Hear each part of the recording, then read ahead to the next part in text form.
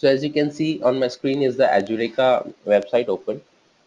So to access your learning material, you have to click on sign in, enter your credentials and log in. So this is the way you could be accessing the LMS, the learning management system of Edureka. So that you can just simply, so you just have to select the course that you are interested in, and you'll be taken to the page where the material is available for you people. So getting started is a bit of a introduction for you to learn the course, right? So it's about how Spring framework works, and this is the software and hardware requirement for the Spring. So at the moment, I won't be taking this setup part because it might have some like time consuming efforts from you people. So we'll be taking up in the last of the session. So in case you feel that there is some issue, I'll be helping you out with that, no issue. And this is the guide how to use this LMS. So for having a pre-recorded sessions, you can just simply refer these bits, and this is the course content that we have. Okay, so this is the installation instruction that you would be following, how to install the IDE and the Spring framework all together. So it's not that difficult, so it's pretty simple. And as you can see, the course is divided into the 8 modules. Okay, so 8 modules we would be covering in every class. Okay, so one module is of 3 hours, and in every module, like you have some course objective that we would be covering. As you can see, to close this window, I have to open it. So as you can see that you have modules divided as Spring. The first module it talks about what Spring is, the architecture. Second is getting more deep into the Spring configuration, how to use it, the AOP part of the Spring, the data access part, the Spring Web, and how we can integrate it with other available frameworks of Java that we have in the IT industry. Okay, then the most concerning feature, that is Spring security to any enterprise application. Then the Spring integration with the other available frameworks, that could be the Hibernate, or that could be Aspect J.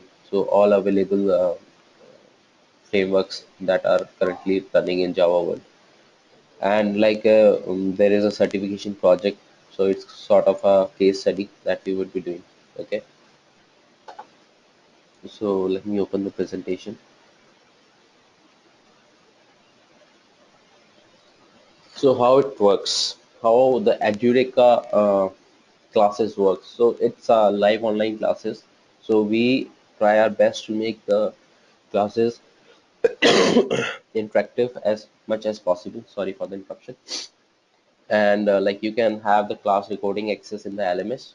So it's just simply that whenever you are having some problem, you can just simply go to LMS and have a look to the videos or the content material itself to clarify the doubt. And we have a 24/7 post class support. So there is a technical support team that's available for you people all time. You can just simply call them or email them. They'll be at your service, right, to clarify your resolution. Sorry, to clarify your doubts. Okay, you have module wise quizzes. So it's a way to make you people aware that how you have grasped that module. Okay, and there is a project work. So it's being considered as a part, so that we learn it in a practical way and not just a theoretical part. And also the certificate that you would be getting from Edureka is verifiable, so you can just simply say that it's an authenticate certificate, and that's cool. So how to join the classes, I just showed you it. I showed you that part right in the beginning of the presentation, so I'm moving forward.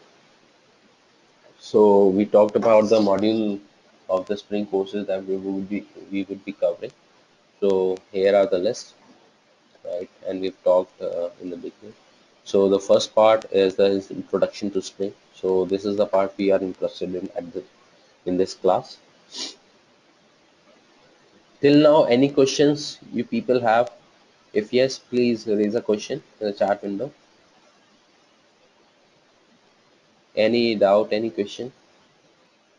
Yeah, cool. So it seems people are smart enough to grasp all the things. Very great. Would you also talk about Spring Batch Framework, Mikhil Shinde? Yes, Mikhil, this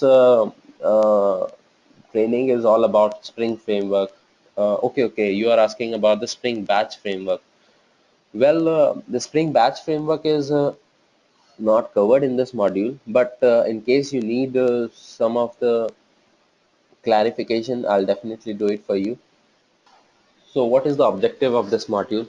So the objective of this module is that we need to understand what the Spring framework is, why it's that people are using it, right, so worldwide, and what are the features that make it as a best choice for the Java framework. And we need to understand what the Spring architecture is, how the inversion of control works in Spring, because that's a key aspect of the Spring framework, and you need to understand what this inversion of control is. Okay, and also you have different kind of dependency injections and the life cycle of being that we would understand how this all being like tied up in the Spring framework. Okay, so in the slide it's mentioned that you have a ABC Private Limited and you have a team of developers shown on the screen.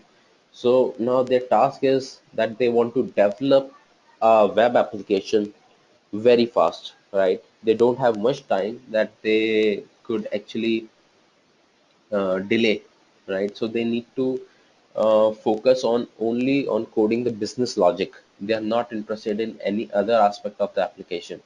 So they are discussing amongst themselves, and one of the member actually comes and says, why can't we use the Spring framework? Okay, so team lead is impressed, and then he's asking that why is that we should be using that. So here is an answer what the team member says. So Spring is a well established framework with a lot of features that helps the developer to work on their application rather than worrying about the non-functional data. So it's kind of a infrastructural developmental support that the Spring framework provides. So you don't actually have to focus on how to integrate the different parts of the module. You just have to focus on writing the business logic, while the interaction part and the instantiation part, all those sort of infrastructure work is being taken care of by the Spring framework. Don't worry, if it's all new to people, I'll definitely be taking at some practical sort of implementation that will help you understand what all these terms are. Okay, but in case you have some doubt, just do ping me on the chat window. I'll be happy to take all the questions. So it could be the benefit of using the Spring framework that it increases the developer productivity because we are not focusing on the non-functional part, right? And thus it reduces the application development time. And I think the ABC Private Limited would be able to deliver it before time. So we have Rod Johnson on the screen. So he's the one who actually started it, and this project is an open source project and was started as a um, Apache project. So Spring Framework is an open source application framework and inversion of control container for the Java platform. So inversion of control container is nothing but the application context. So in case you've heard it, do be happy that you know a bit of Spring Framework. But in case you don't know about it, don't feel bad because I'm there to help you. Okay. So it provides comprehensive infrastructure support for developing Java applications. We just talked about Spring handles the infrastructure so that you can focus on your application. You are not worried on how to integrate the functional parts. Let me see what we have next in the slide. Okay, it's a definition. So, well, the Spring is a lightweight container. When I say a lightweight container, it means that we don't actually have to start or stop or do some like installation to use the Spring framework. It's very simple. You just have to plug in some jars and you need to understand how to use it. That's it. So if you are aware of the web application containers, right, they are pretty heavy because you have to start, stop. They have got other features as well, apart from what you could be using. So you are not using all the features of the web application container at the same time, right? So it's a bit of heavy for your application. But Spring is a very lightweight container. So you can just simply get the dependency and start going. Yes, it's a Java framework written for Java developers. So be happy that someone has done some coding for you to make your development life very easy. So you have other frameworks as well if you've heard of like Hibernate, Struts, EJBs, Log4j. So these are also Java frameworks, right? So what is Spring can augment to your efficiency is that you can use Spring to manage these frameworks as well, right? So it's not that Spring restricts you to using the Spring framework and you cannot use other frameworks, or you or makes your life so difficult that you cannot like manage the different frameworks being used in your application. So Spring provides an easy way so that you can manage the other used frameworks within your application as well. So we've just talked of application that use varied framework services become difficult to maintain as it grows, including testing, right? Can EJB and Spring be used together? Definitely, EJB and Spring can be used together, but like as you know, EJB is something that would require the application container. So you can use the EJB in the application container and Spring also in the application container. So you can use both of them together. Bindu, does that answer your question?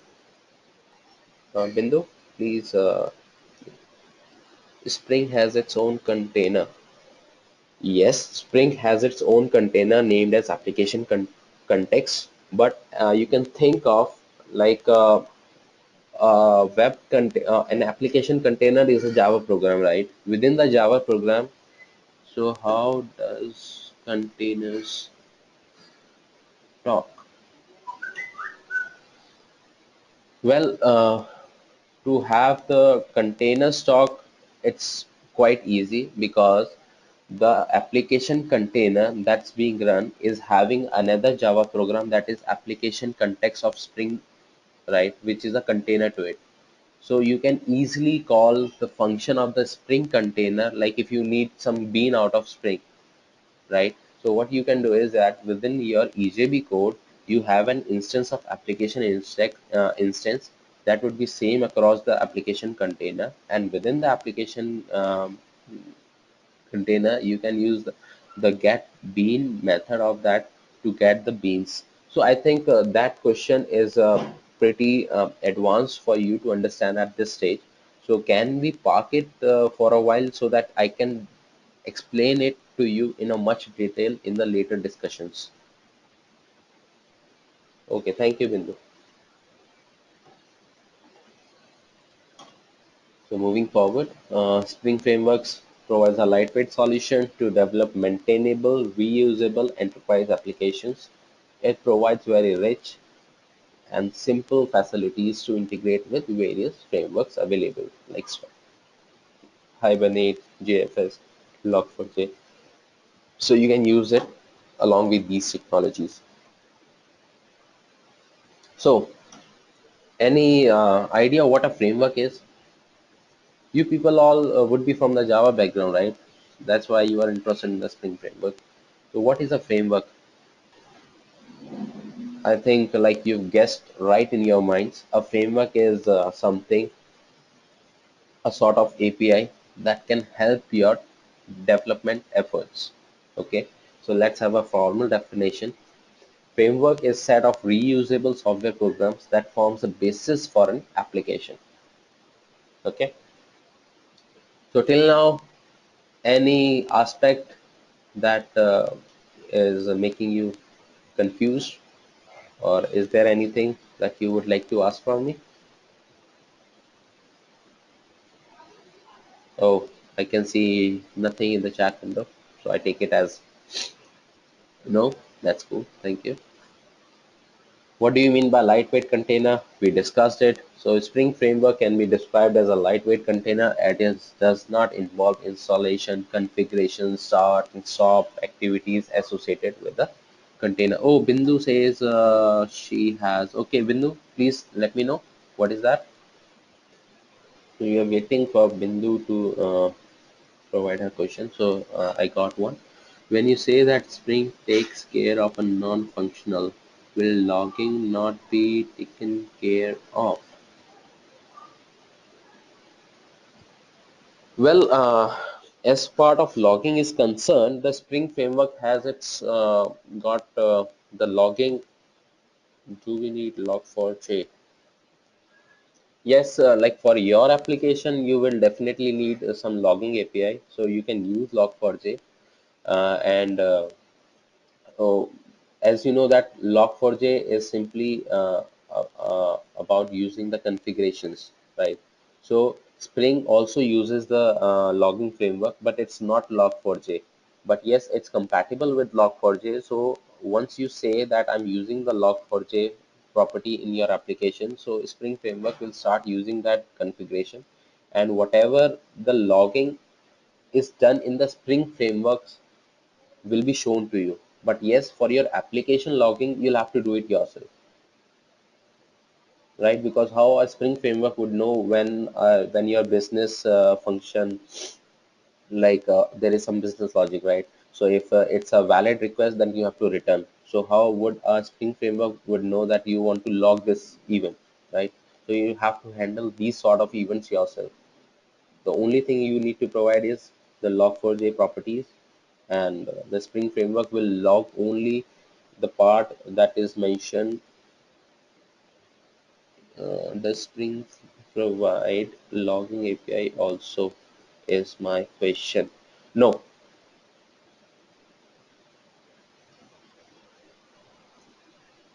no Bindu. There is no logging API that Springs provide. So these are the question actually uh, not related to Spring in any way. And I think it will get clear once you move on with the session, because infrastructure support is not only about the logging, but yes, Spring does not provide any logging API. Bindu, does that answer your question? Yes, to some extent. Okay, but please carry on. Okay, thank you.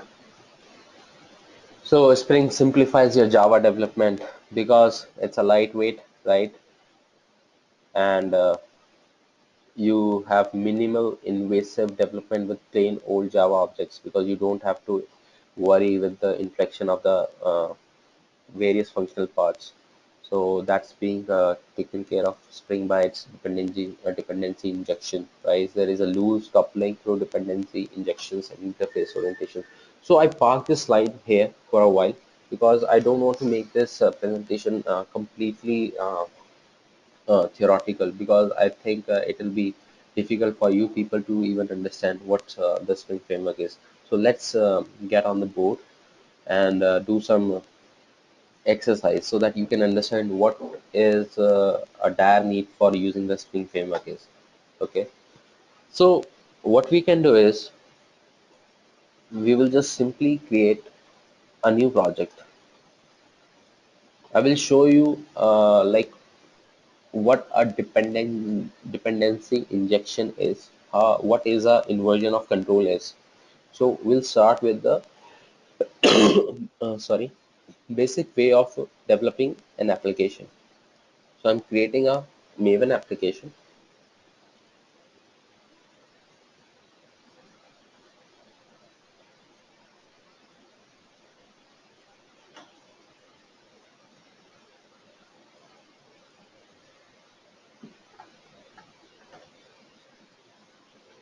So this is the Maven properties that I'm typing in.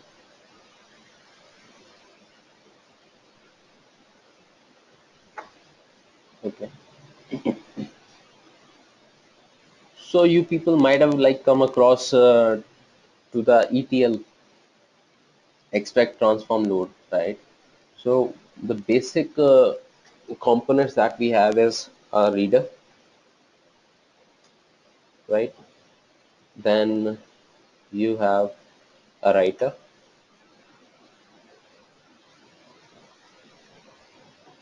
right? So there is a main application that takes the reader. There is a writer also in the same main application.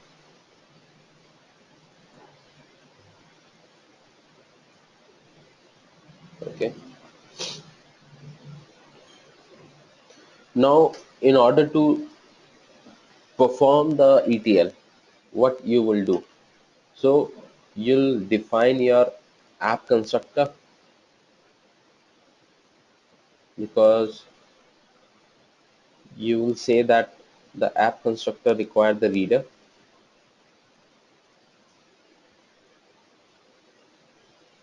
and you require the writer as well. Okay.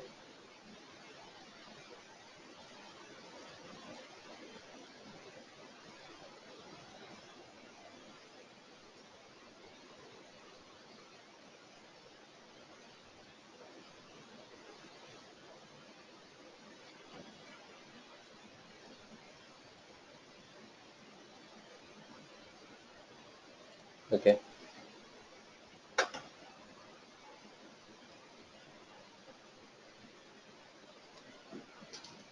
And suppose there is a function in app process to kickstart your ETL process.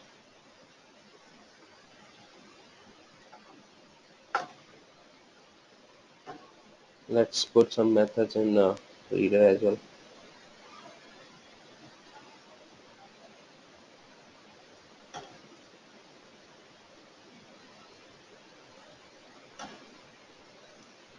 Public.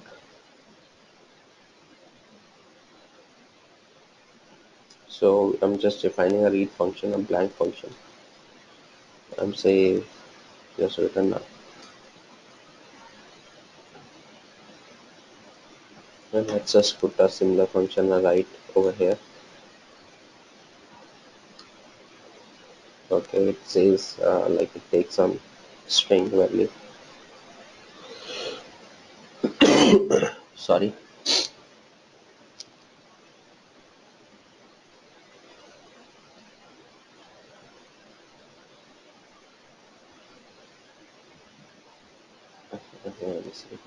Okay. So that's a sort of a skeleton for your ETL application. Now to kickstart this application, what will you do? You say that I want to create the reader instance,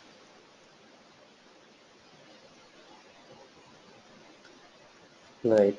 Now I want to create a writer instance.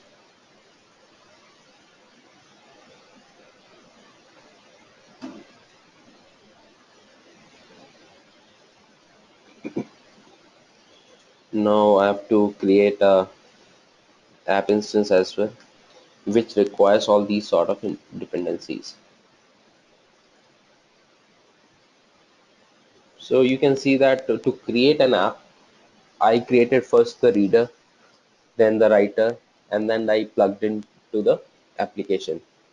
Then after doing so, only then I was able to call the process function of it, right? So to me, what Spring says is that this all stuff is a non-functional code.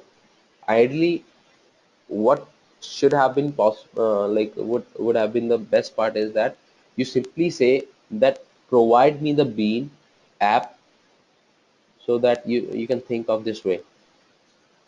There is some code that provides you object of app, and you can invoke process function on it. Wouldn't be that pretty straightforward approach that could have make your development time reduced further? Do you agree, people? Guys, think something. Yeah, thank you, Bindu. So, keeping these requirements in mind, Spring Framework comes and does it for you. Okay, so how it does? So let's discuss it because I want to make you understand what inversion of control is. So for that, I think I have to plug in the Spring configuration in it. Well, people, you are comfortable with the Maven, I guess. Any person who has doubt?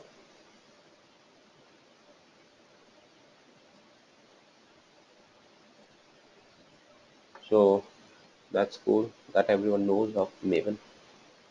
So Maven makes the dependency inclusion pretty simple. You don't have to think on what would be the dependent classes. So to define the Spring, what we need is, so I'm not explaining you the use.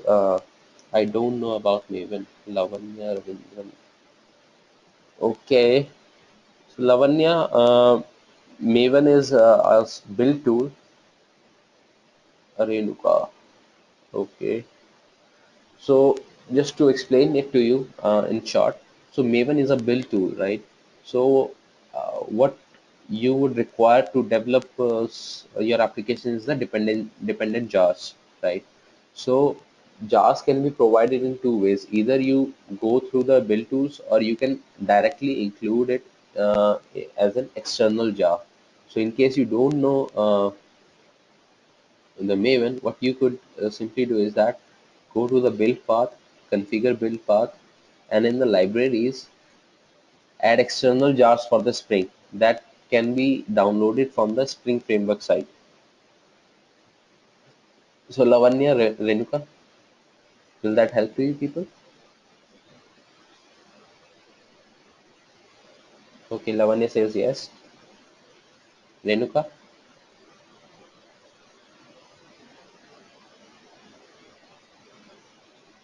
okay, thank you very much. So let me just show you how Spring Framework works, and then we'll deep dive on the working. Okay, let me just create a folder out here. Just creating resources.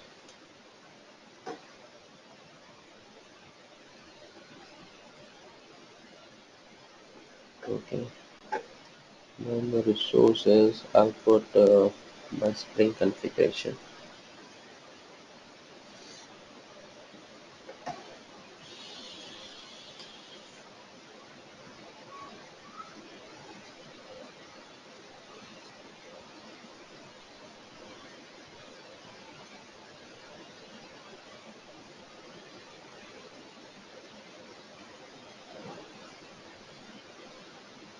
Okay, I just created a Spring Bean config XML.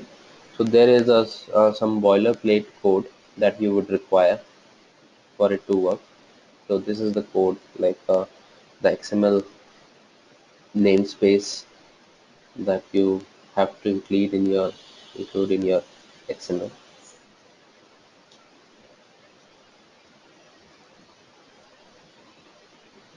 So this is a sort of a boiler code that you'll have to do in your configuration, and then you can just keep going. So so this is a space where your configuration actually goes.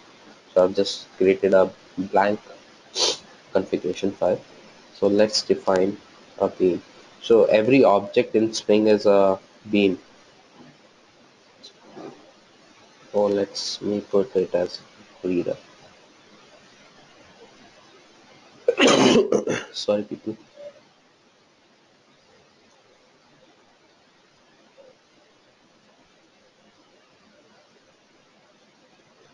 So in class, you'll have to write the fully qualified name of the class. Edureka demo spring dot builder.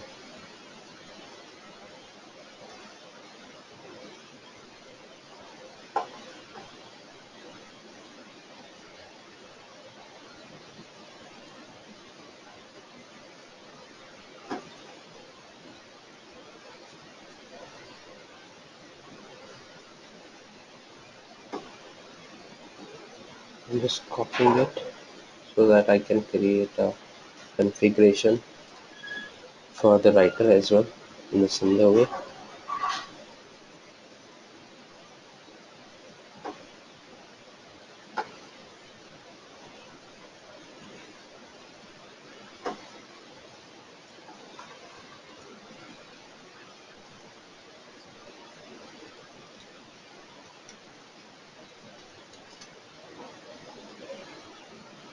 Okay.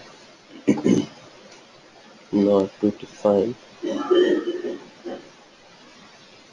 the app as well in a similar way.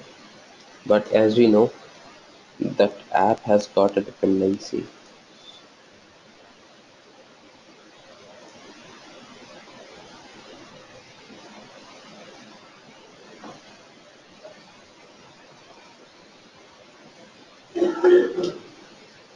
So this is the app part of it. Now we have to define the properties as well because it has got a dependency.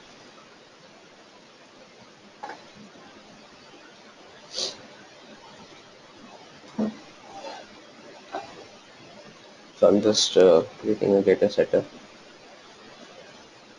because dependency injection works in two ways, either on the setter method or on the constructor. So at the moment I'm focusing on the setter method. So you say that I have a property name is equals to, so what was the name of property that we have right here? So it's reader. So don't be worried. Okay, yes, Renuka, I'll raise my voice to be more louder. Is it right? Is the sound volume perfect, Renuka, this time? Okay, thank you. So just don't feel worried that what's happening. So what I'm doing is that I'm just showing you like how Spring framework is being used right from the scratch, right? So main intent of this doing it in front of you is that to give an idea, right? Basically, I want to show you practically what a dependency injection is, how inversion of control works, and for that, I have to do this. If you do have any questions, just make a note and then you can shoot at me and I'll be happy to answer them all. So I'll simply say I need my reader.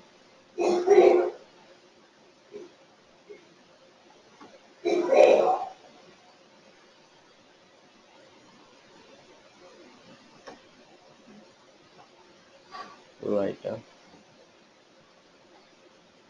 Do we have to make changes in web XML? Level no. Web XML is completely the web part, the web configuration part of an application, right?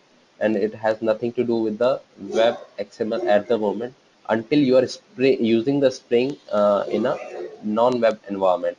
But yes, in case you are using it for the web application, in that case, you will have to include the context listener, the Spring context listener in your web XML. Only then uh, the servlet would be able to recognize your application context. Okay, Lavanya? Okay, thank you.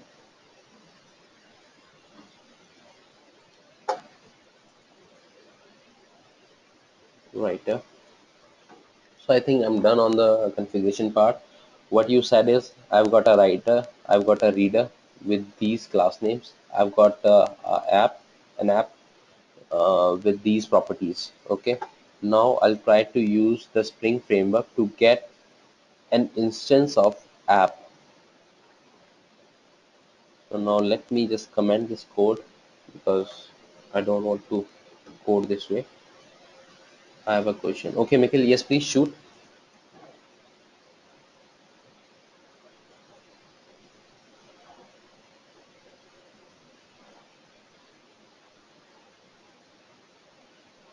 In case of constructor, yeah, for the case of constructor, you have a different way of defining the property, and we will be discussing it in the later sections. Okay.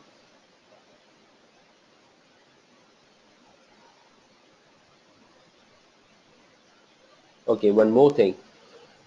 So I defined the configuration, but I didn't include the dependency for my Spring, right?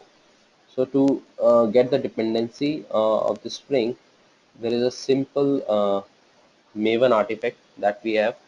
So I'm just copying it because I don't want to type it again. And in my Spring, I'm just introducing that this dependency. Okay. Now I've got the jar files that are required for me to use the Spring framework. So once I go in this, so once I type application, right? So earlier it was not showing this completion, auto completion. Now it's can show me the application context class.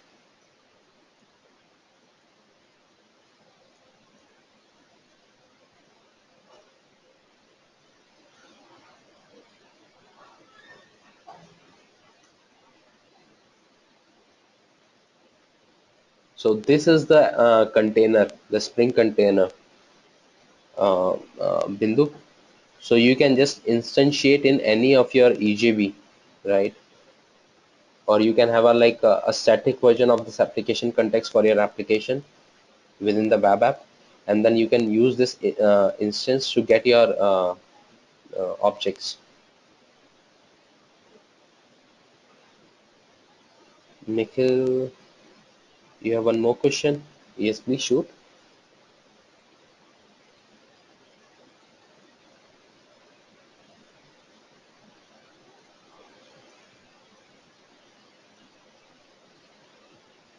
What is form.xml? So Anup says, what is form.xml? Nikhil says, do we need to include as dependencies?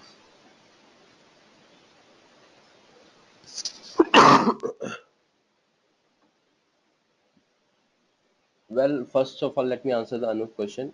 The form.xml is a configuration for the Maven, right? If you're using Maven as a build tool, then you'll have to provide the form file that contains the configuration on how you will build your application. Okay, Anup, this is your answer. And for Mikhail, that we need to include as dependencies. Mikhail, I'm not clear on your question. Can you please retype for me?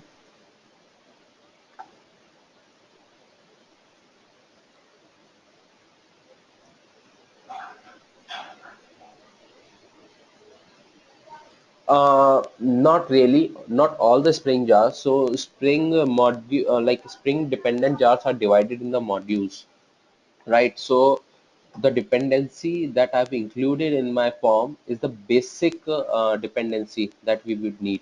So this is the Spring context dependency because we are using the container, because whenever you are using the Spring framework, this is the base part that you would require. This Spring context is dependent on the Spring Bean and Spring Core. Okay, so this Spring context brings in two other dependent jars, that is Bean and Core, and these Bean and Core will make up the context. Okay, Mikhail? Okay, thank you.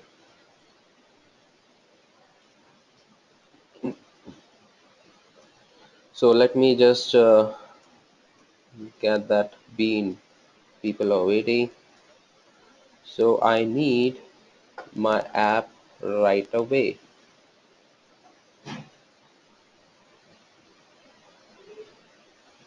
In Spring, there is another question from Satya. In Spring Bean config, did the header get created by default? Do you have to put resource in the class path in the Spring? Oh, let me understand your question first. So first part is that you are trying to understand how this header being introduced in the Spring Bean config. So as I told you, this is a boiler plating that you have to do in your template or in your Spring XML. So you just have to copy paste. You can just simply get it from the Spring Framework website and include it. So it's nothing, it's pretty simple that you are using the namespace bean of Spring Framework. So this line just simply means it, that you are using the beans namespace of Spring. So whenever you want to use some framework, there are some guidelines provided by the framework. So it is sort of that. So Satya, what was your another question? Because I could not understand that. Sorry for that. The question about the resources in class path.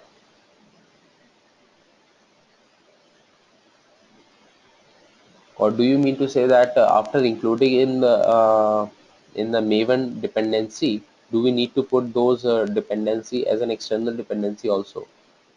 Do you mean to ask this question? Okay, no, in that case, no.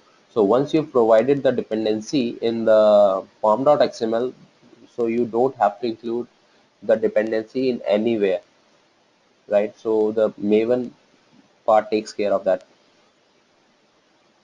Okay, Satya? Uh, you have another question. Know the resources folder you created. Okay, okay. So you are asking for the resources. Yeah, basically, this is how you configure your application, right? So whatever the configurational part you define in your application goes outside the source folder. So this is the like sort of a convention that we follow in Java world. So every configurational part actually goes into the resources folder and not in the source folder. So I've just followed that naming convention. So this is the question. How does application know the starting point is a Spring? Okay. So the answer to that Saurabh, basically Saurabh asked us that how does application know the starting point is a Spring being config.xml or not? But before Saurabh, Satya, am I clear on your question? Any doubts?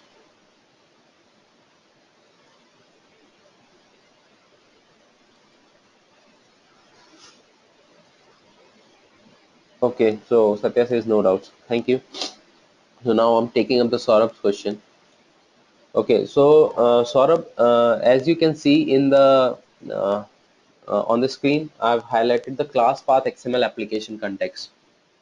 So the intent of this class is that it will read the given configuration from the class path. And as we know that resources is included in a class path, so it will read that configuration and the context is initiated. Saurabh, am I clear? Okay, Saurabh says yes. Now Lavanya has another question. Is it like mentioning the dependency in Maven is like pointing the jars? Yes, Lavanya, it is. Another question from Nikhil. Currently, the Spring Context Jar version is 4. Any specific reason to include this version? Not really. So you can use the latest version. There is no issue with it. In fact, you could use the latest version whenever you start writing your application from scratch. But there could be cases that you have a legacy application that are using the older version of Spring Framework, right? So you don't want to use the new artifacts in your ongoing projects. So you have to keep on using that older version.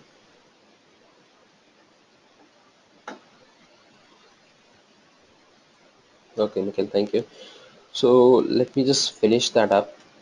So I'm just putting a S out so that you could know that we have actually started the processing. Okay.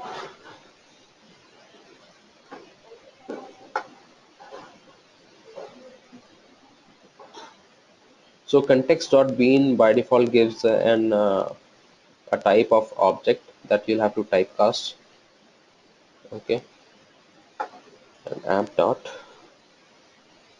process. So let me run it.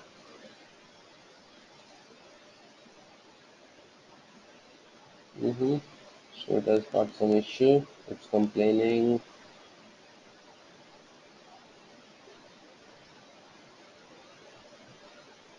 Okay, config file name Spring. Okay, thank you for the hint. Let me just check. Okay, it's my bean. Is it my bean?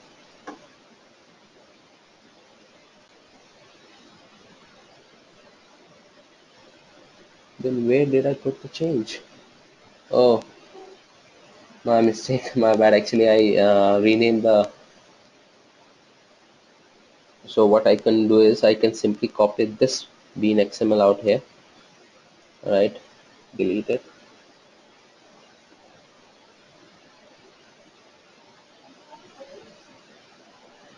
Oh, oh my God! I think I did something wrong. So just ignore this project, Spring demo. Actually, my Spring is the project that I'm working in.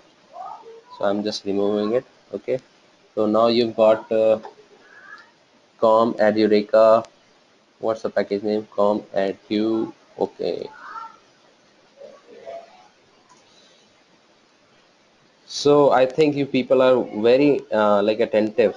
I'm happy to see that. Com Edureka demo my Spring reader. Com Edureka demo my Spring writer. Then com Edureka demo my Spring. Then you use the instance. I go back and I say it's a Spring Bean config XML. Now again run it.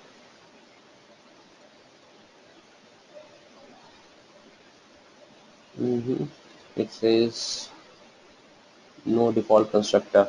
Yeah, so because we are not using the provided constructor, this one, so we'll have to provide the default constructor because we are doing the dependency injection using the setter methods. So that's a must. So this is the beauty of when you write an application from scratch, because this is the best way to learn. Because if I would have just simply got a predefined template for you people, you might not have come across all these problems, and it would not be like an additive to your learning. So that's the best part of writing the process from the scratch. So you can see it's clearly said that it's processing. So we've got this app instance created only in 2 lines. So you have just abstracted the infrastructure part using the Spring framework. And if I just simply go, so let me explain the dependency injection to you. So what were you doing? Like when you needed the app object, you have to created yourself the reader object first, then you have to created the writer object first, and then you have to plug those instances into the app object, and then you could call the process function. But in the Spring framework, what you are doing is that you simply say that I need the app application. Now it's your responsibility to get all the dependency of the app object and provide me the fully loaded object so that I can start my work. So you actually have done a inversion control rather than going from the top to bottom. You simply are saying that I need this bottom object, and now it's your responsibility to get all the dependent top objects. Simple. People, are you grasping that concept? What is inversion of control is? Okay, Mikhail says yes. So like I would say, if you have any doubt, do ping me. So this is the basic concept. Most of the people have come across to you saying that we use it for inversion of control. But what this inversion of control is? So I've just explained it to you in a practical way. Bindu says, please repeat. Nikhil says, I have a query. Okay, for Bindu, I shall repeat, and then Nikhil, I'll take up your question. Okay, so like when I was not using the Spring, Bindu, I'm repeating it all over again. So when I was not using the Spring, to create that app object, first I have to define the reader object, then I have to write the define the writer object, then I have to plug those reader and writer into the app object, right? So we are following the top down approach. So whatever the dependencies are, we need to define them first and then include it into uh, the dependent project. Okay, so the Spring does the inversion of control over here. What we are saying is that I need the app object. Now it's your responsibility to get me all the dependent objects of that app within the object itself. So it's the injection, dependency injection, that you have inverted the control of. So you are not saying that get me the reader first, get me the, you are not like instructing the Spring to provide you the reader first, the writer first, and then you are plugging the reader and writer into the app object. Rather, you are just simply saying, I need app object. And it's the responsibility of Spring to get those dependent objects injected into the app object in the final object that it will be returning it to you. Bindu, does that okay, thank you. You got it. Now, the question from Mikhail is that now in this case, the bean are initialized during server startup. How do we load the beans on demand? Mikhail, it's not that we are saying that the beans are loaded on the server startup, right? So whenever your application would start, your prerequisite would be to get the app context started, right? So app context should be available to you people whenever your application is up and running. However, to get the beans, there are two ways to it. Rather, you say that it should be a lazy load wherein the bean or the object is created in the app context only when it is requested, right? And there is another default mode wherein the Spring context loads some of the objects for you.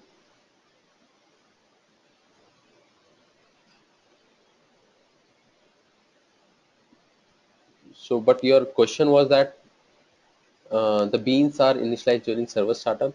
So I won't say that this is a server startup at which the beans are created. So I would say this is the on-demand bean that is getting created. Mikhail, any doubts? Okay, Mikhail, yes, please carry on.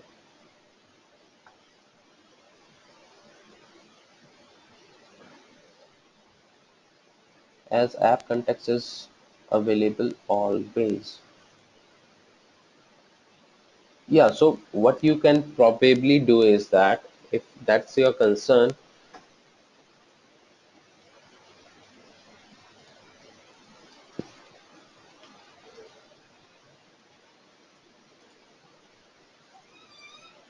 there is a way of defining that you should load it in a lazy way, lazy initialization. So there is a flag. If I just put that flag, so let me just say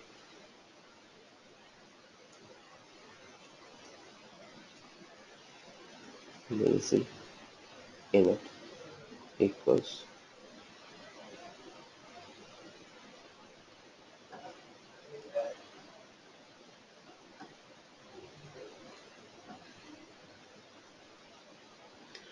Mikhail says, so app context is available always, so all the beans defined in it are always. Are you going to talk about app context later?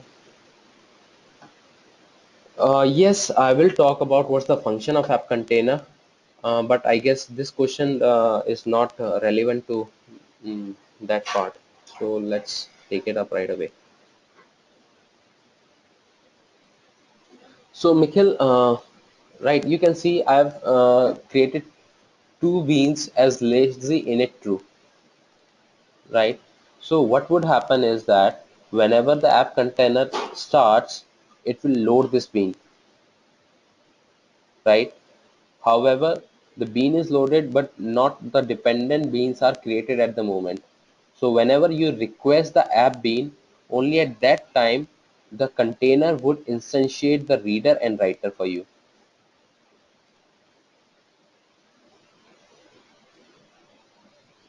Okay, Mikhail says okay, got it. Thank you, Mikhail. So guys, you are clear with the concept of inversion of control, the dependency injection. If you have any doubt, please let me know before we proceed further.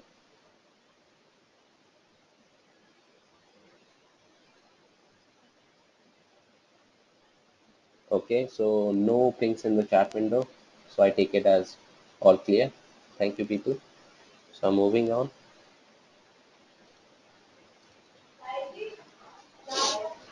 So Spring simplifies your development. I'm just reading out the pointers. Lightweight, loose coupling through dependency. I think I'll be uh, taking that up in the next slide. Declarative programming through aspects and common convention. So that's the AOP feature that defines here. Boilerplate reduction through aspects and templates. So we have seen, like, if we ignore the aspect part for the time being, you know that there is a reduction in the boilerplate, right? You could simply see that rather than defining all the dependent part, you are just simply saying get me the object. It's your responsibility to populate it or do the dependency injection. Okay,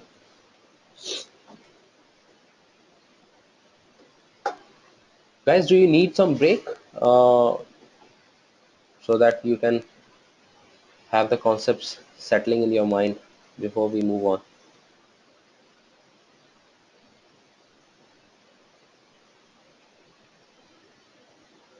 Okay, uh, then I'm carrying forward.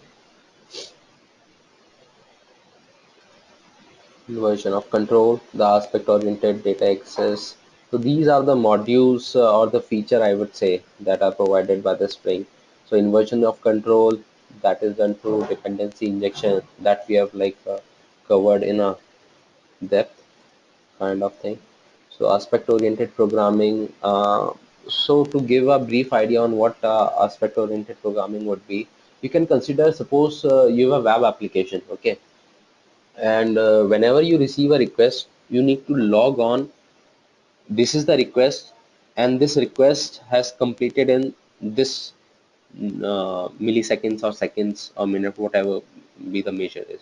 Okay, so on every web application API that you are exposing, you'll have to do that, right? So it's kind of a boilerplate to you.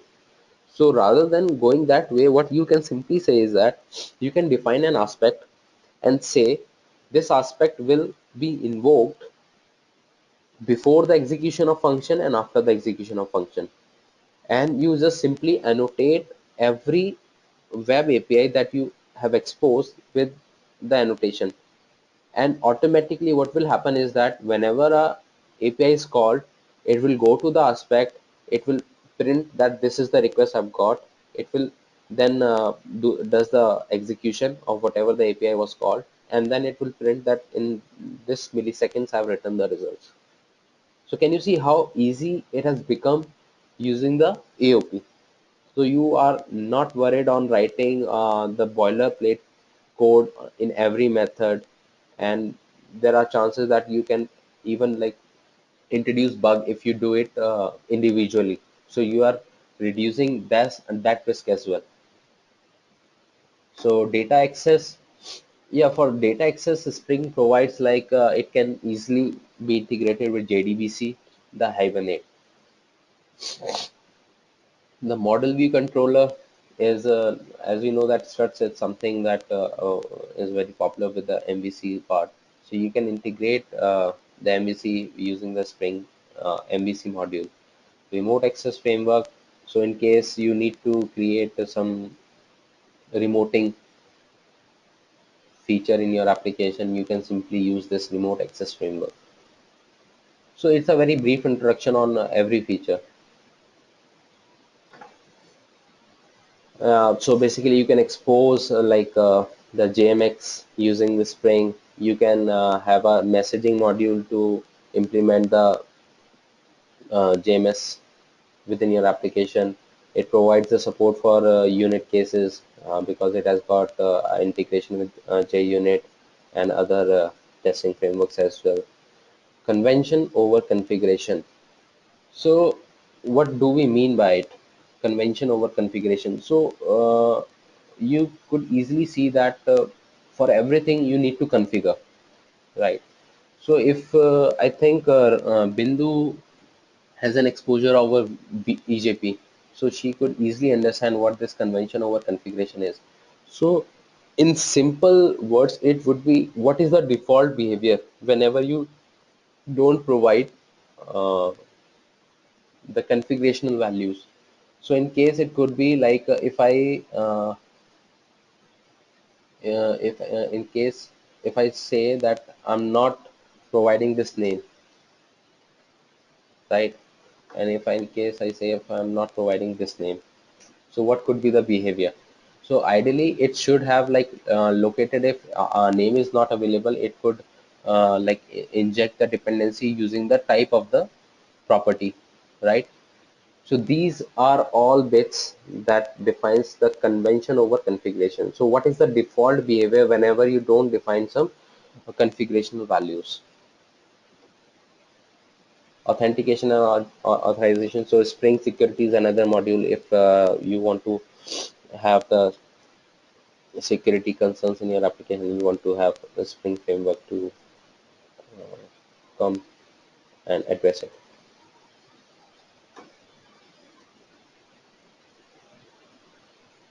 So this is architecture of the Spring. So it demarcates the various components in Spring. So first of all, like we talked of, let me just use the highlighter. So in the okay, so I told you that it provides integration with JUnit as well. So this is the test part of it. The core container. So this is the part we actually are discussing at the moment. So I told you that there is a context. So context is nothing but the container, application container for Spring, right? So it manages the life cycle of beans, right? And how it provides the dependency injection or inversion of control using the core part of it. So core part provides you the features of IOC, right? Inversion of control, and bean is just a bean factory sort of thing that provides an objects of type bean to you. So in Spring, everything is bean. Okay. So context is a wrapper around this and providing you some uh, container features that you would require to build an enterprise ready application. Okay, then expression language is nothing but a sort of expression language that you can use to query the object graph within the application container. So that suppose you need to change some property of a bean using the expression, so you can easily do it. So in the context container, it will change the property of that bean during runtime. So it's sort of a facility to you. Now AOP, good book study material to read, please. Satya, yes.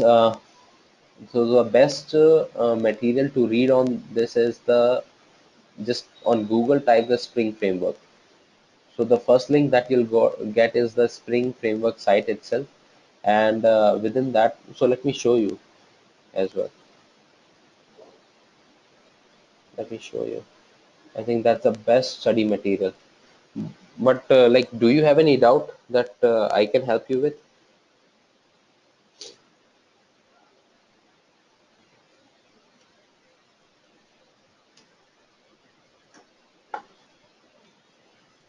So this is the site. Let me clear all the drawings here. No, I'm just showing it to you where you can just simply go. So over here, if you just click on that link, that will give you enough material to read on. Okay, I'm just moving back to my slide. Mhm.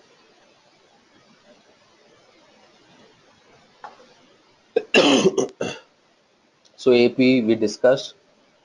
Aspect is there is another AOP framework, that is Aspect J. So if you need to integrate Aspect J with the Spring, so you would be requiring this module. Okay, instrumentation is a sort of like you need to instrument some object, you need it for monitoring purposes, then that's a module for you. Then for the web part, you have these structures that you can have the Spring Web being used for your REST or the SOAP web services, and for the servlet as well. Struts integration is also there, portlets is also there, and for the data access, you can easily have the JDBC integration, ORM frameworks like Hibernate, uh, the XML conversions using OXM. JMS module is there to work with the Java messaging services. Then transaction is provided by default, like in performing some data operations over database. Like you need to do it in a transaction. You can just simply say that perform these steps in transaction. So all these functionality are provided by the transaction module over here. Okay, let me clear the drawings. So we talked of it has 5 layers: the data access, the web part, the aspect, the code, the test. Data access integration has the JDBC we just discussed, transaction modules. I think the transaction module and JDBC are the widely basically Spring and Hibernate are the two key things that are in demand in the market, right? So you probably might have come across various job descriptions. So this is the key feature that they look for. Okay. JDBC, using the JDBC template. So JDBC template is an object within Spring that provides access of using the JDBC. Okay, so ORM, for ORM you can integrate it with Hibernate, IBETS. Okay, or then OXM for XML mapping. Like as you know that JXP is the framework for Java to XML or XML to Java bindings. So it can integrate well with this technology. JMS transaction we just spoke of. I'm moving forward. Web layer. So for the web, the one question was being raised that do we have to change the web.xml? So this is the part where you would require to have a change in the web, because you are using the Spring Web now, right? So application context is not something you can initiate yourself. So in the context listener, you'll have to say that please initiate the Spring context listener, and that will initiate your application context container in return. So you can use it for servlets or portlets. Aspects. So AOP, I just talked of that how an AOP would be useful. Aspect, another framework. Instrumentation is the ability. Application context is the root context. Actually, the root context is bean factory. Application context is a extension of bean factory. So what's the difference between bean factory and application context is? So by the way, this is a question from Nikhil Shinde. He's asking application context is the root context. So I'm saying that application context is not actually the root context. So I would say bean factory is the root context, and application context is an extension of the bean factory. So what's the difference between bean factory and application context is application context provides you the enterprise features what the bean factory could not. So bean factory is also a sort of application context, but application context is an extension of the bean factory. Okay, so Application context provides the enterprise features, like you can use it for internationalization, because you could have messages that you want to have in different languages for your applications running on different locale, right? So you can use it. It provides that feature in case like you need to publish some events using the callback beans. You can do it using the application context. So bean factory is sort of a very uh, base container. An application context provides you all the enterprise features that you would require to develop an application. Okay, testing. We just spoke of instrumentation, ability to like monitor the level of product performance, diagnose errors, write the trace information. So you can all that have in your application using the instrumentation part of this, right? So there is another question from Mikhil. So we could have used bin factory also in our earlier example. Yes, Mikhil, we could have used that as well, because the example that I showed was a very basic example. So that's the reason I would say that yes, we could have used it. Okay, Mikhil, thank you. So, so it's taking up the core layer at the moment. So core is the part that provides you DI and IOC features, right? Bean is it implements the bean factory through factory pattern. So this is the part we have got a slide in the presentation. So you'll come across that. So I'm just parking it for a while. Context is Mikhail has another question. No issues. Please, Mikhail, carry on.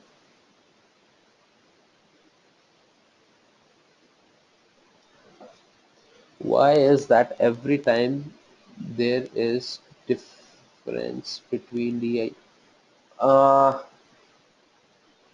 to have the IOC you need DI. It's not different, but I would say they work in conjunction.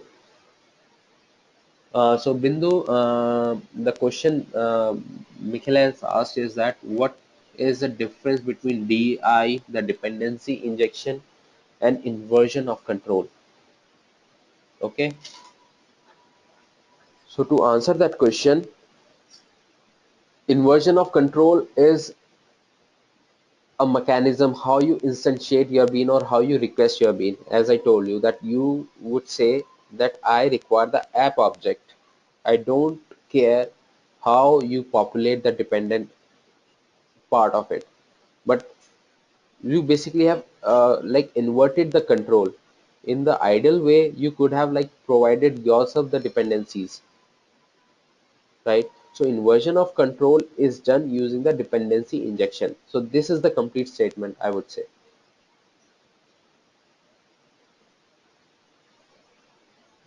Nikhil? Okay, you got it. So like any thank you, Mikhil. So any of the candidate who still has doubt on this concept, please do ask.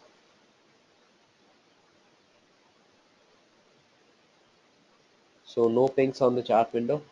So I take it as a green signal. So the core part, the dependency we injected in our example was the context that is dependent on the bean and core, right? So it's pretty clear from this screen. The expression language is the use for querying and manipulating objects at one time. I guess, guys, we've like completed half of the time. Would you like to have a break for 10 minutes so that we can resume at 9:40?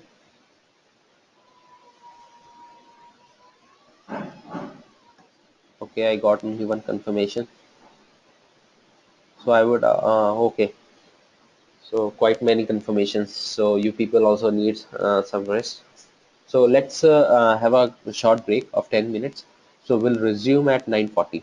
Okay, thank you. So I'm starting then. So the object coupling problem.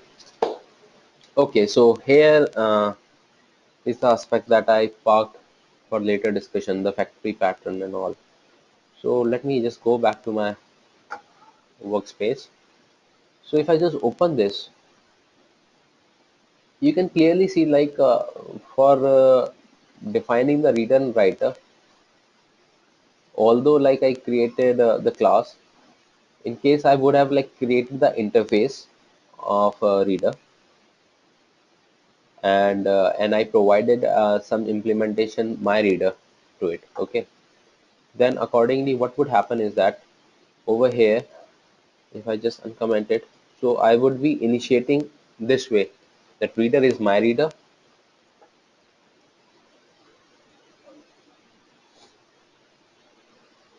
my writer, right? First of all, by not defining the interfaces, I've done a like strong coupling, so these are not loosely coupled. So as a best practice of the object oriented programming, it should be loosely coupled. So to make it loosely coupled, I brought the reader interface, writer interface, the concrete implementation of reader and writer as my reader and my writer. Okay, so now you've used it and instantiated an app object right away over here, right? Now suppose you need some different implementation of the reader into your app. So what you would do is that my reader 2, and now you'll compile the code and deploy it again, right? So every time you'll have to like sort of do a change in your code. So this should be prevented by using the factory pattern. So if I just show you what the factory pattern is, factory pattern simply says that whenever you need some object, you go to the factory and you ask for a given product, and it will provide you, let me use the highlighter so that I can explain. So client asks for a product, the factory gives you a given product. So you will say that I need my reader 2. Okay, so it will go to factory, and factory would know that you would need my reader 2. It will create that product and provide you the implementation. So this way, like you have made them loosely coupled, because what's defining which instance to use is the parameter that is being passed. So bean factory is sort of following the factory pattern itself, right? So if just let me turn off the highlighter. So if I just go back over here, so what is happening over here? The class path internally uses the bean factory, right? And it will know that this is the ID that I need to create, and these are the configuration that I require to create that bean. The concept is clear, guys?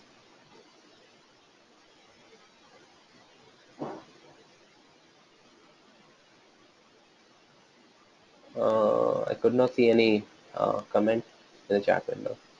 Can come again, please? Could you repeat again? Okay, so what I was talking about was the coupling, object coupling. So in the previous example, it was tightly coupled. Do you agree? Right. So to make it less coupled, I brought in the reader interface, the writer. Basically, I converted the reader class into reader interface and writer class into writer interface.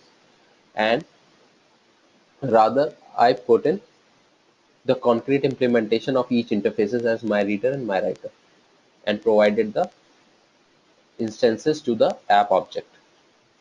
Now, suppose now I want to introduce another reader. So I will change this code to have a object of my reader 2, then build it again, right? So this requires that for changing the reader, I would have to rebuild my code base. However, I can prevent this if I follow a sort of factory pattern over here. So what does a factory pattern says, that a client would say that I need the my reader 2 object. then factory would know that yes, the client is asking for my reader 2 object, so I will give the instance of my reader 2, right? So the same behavior is being shown in the Spring as well. So what you do is that in context you say that I need a bean, and the bean type is app. Okay, and what are the parameters, other configuration parameters that are required for defining the bean is located in the the Spring XML. So therein it will locate that yes, the client has requested for app, and the class instance that would be returned would be this, and it has got these dependencies as well. So it will go and create another bean for the reader, my reader, for this class. So this internally is following a factory pattern. So this is how it has made the application loosely coupled. Is it clear now?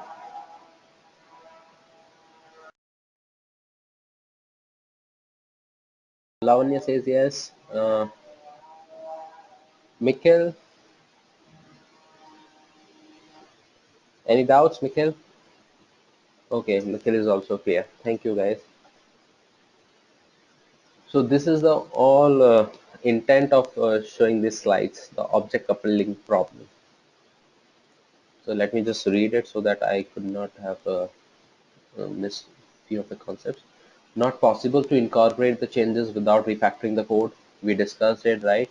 It cannot be scalable, testable in isolation, or even maintainable with some degree of code change. Do you agree, people?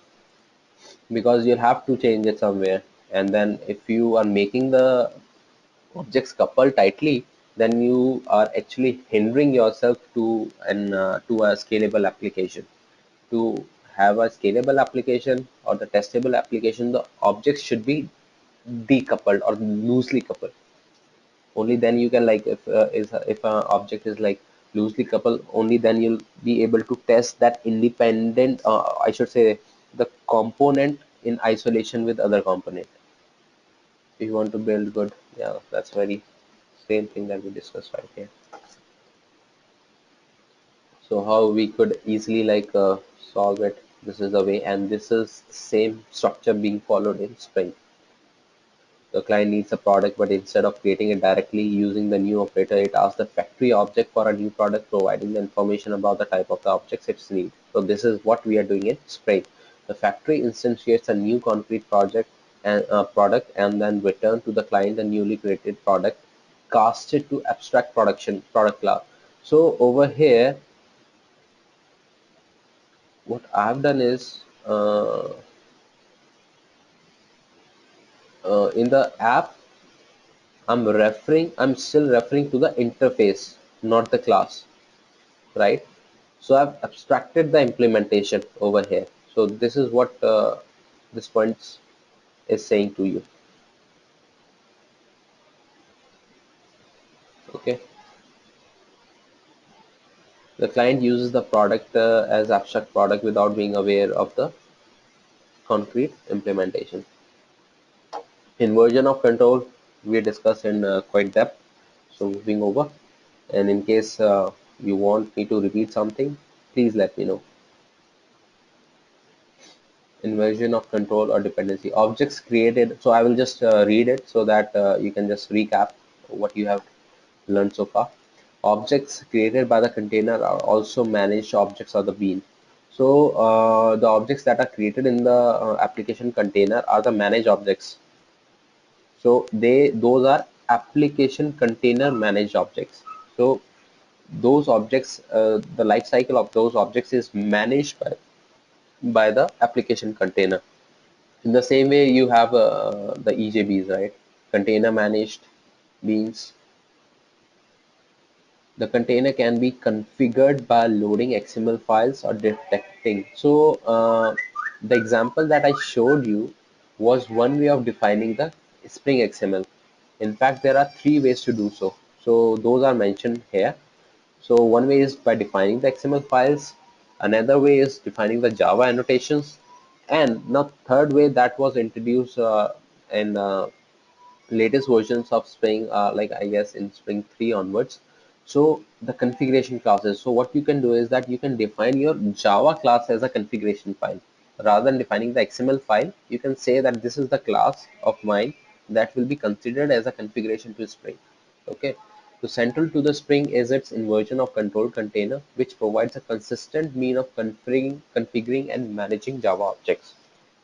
The container is responsible for managing object lifecycle of specific objects, creating these objects, calling their initialization method, configuring these objects by wiring it together. So wiring them together is sort of a dependency injection. So we'll be like talking of what is the life cycle of a bean, but this is a higher view of what inversion of control container or the application context is doing for you. Okay. So Spring containers. So we discussed that there is a top level bean factory. So that is another like a sort of a base application container. It is a basic container. All other possible classes that access container implement bean factory. It is the root container that loads all the beans and provide dependency injection to enterprise application. Application context container, it is widely used as container in the enterprise application with a number of features. It is advanced container that extends the bean factory with various enterprise level features. Right? We discussed it in our discussions.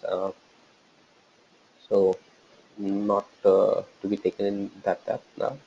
Moving forward. So this is the life cycle of a bean. Instantiate a bean, populate the properties that set the bean factory for that bean ID,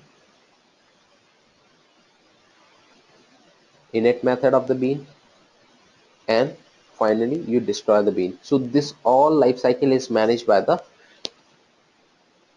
application container. So Bindu has a question, how do we decide on which container to use? So Bindu, we would be using the application context only, and even the application context has got various flavors that we would be covering in the coming slides. So can we park this question for a while? But yes, you would be definitely using the application context, not the bean factory, because you are building the applications for the enterprise world. So in that case, you'll definitely go for the application context and not the bean factory.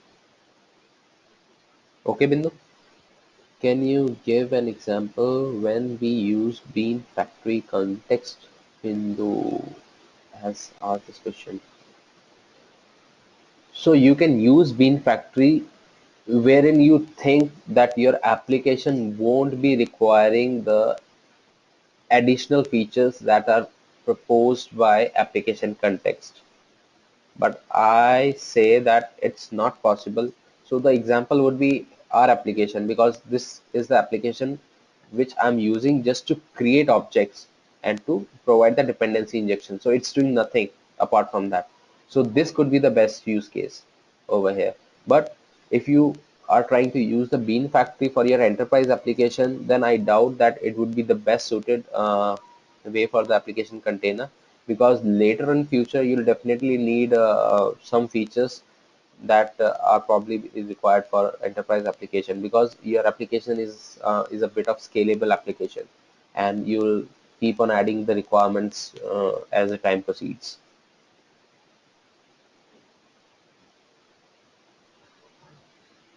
This answers my question. Bean factory would have been right, but yeah, okay. Thank you, Benny.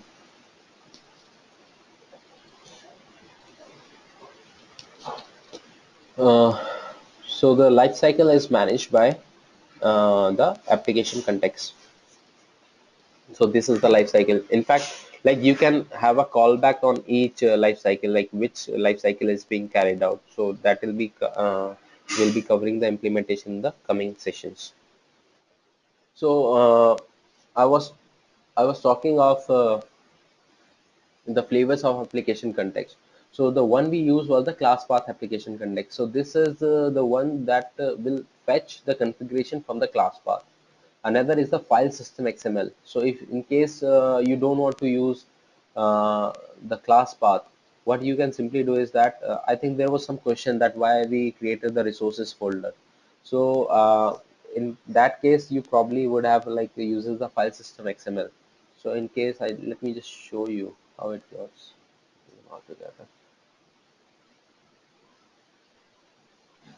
Okay, so if I just replace it with file system XML.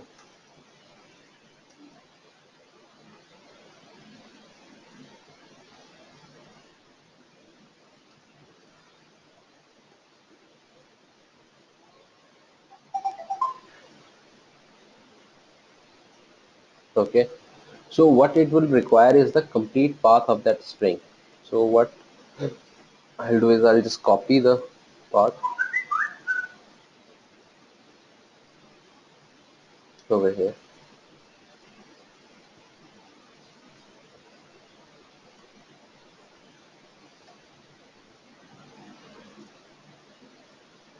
Okay, so I just run it.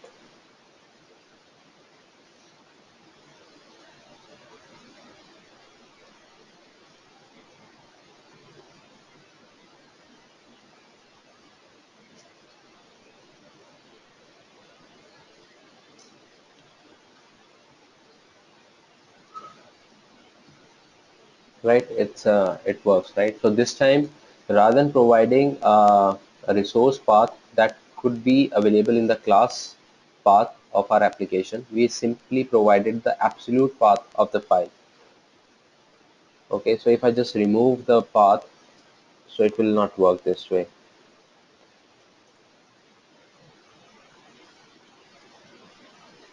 Right, so you could easily say that it's complaining that Spring config bean cannot be file. Okay, can you please show us the example of these different flavors, Nikhil? So I read your questions a bit late.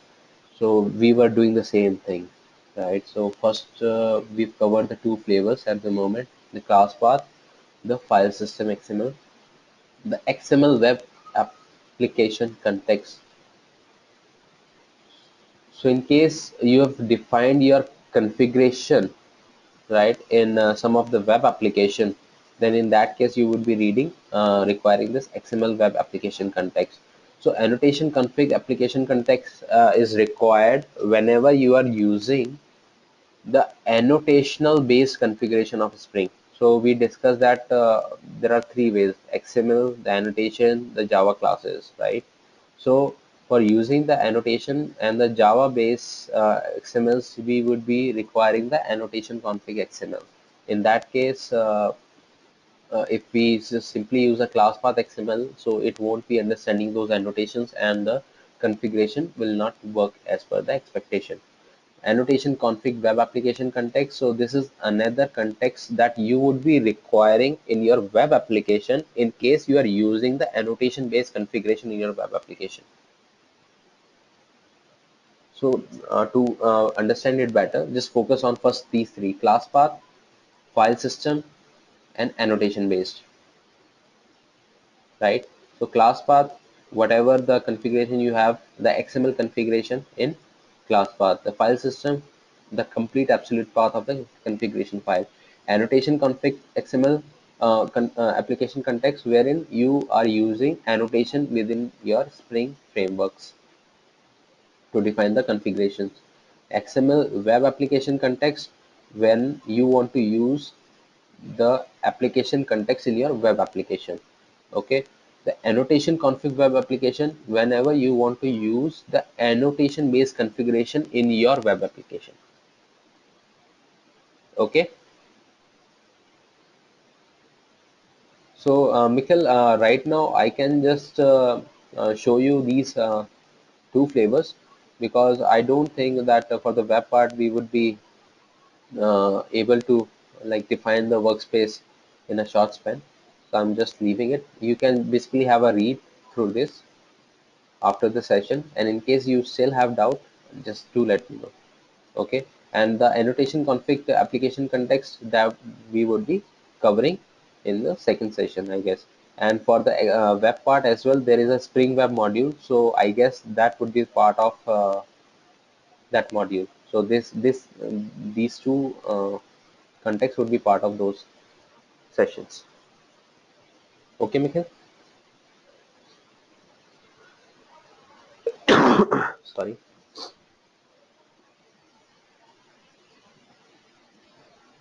So Spring configuration, we just talked, it has to be XML based, or it can be annotation based, or Java based configuration. So when I say Java based, it's just simply that you are defining a Java class to define the configuration, and we would cover all these in the coming sessions.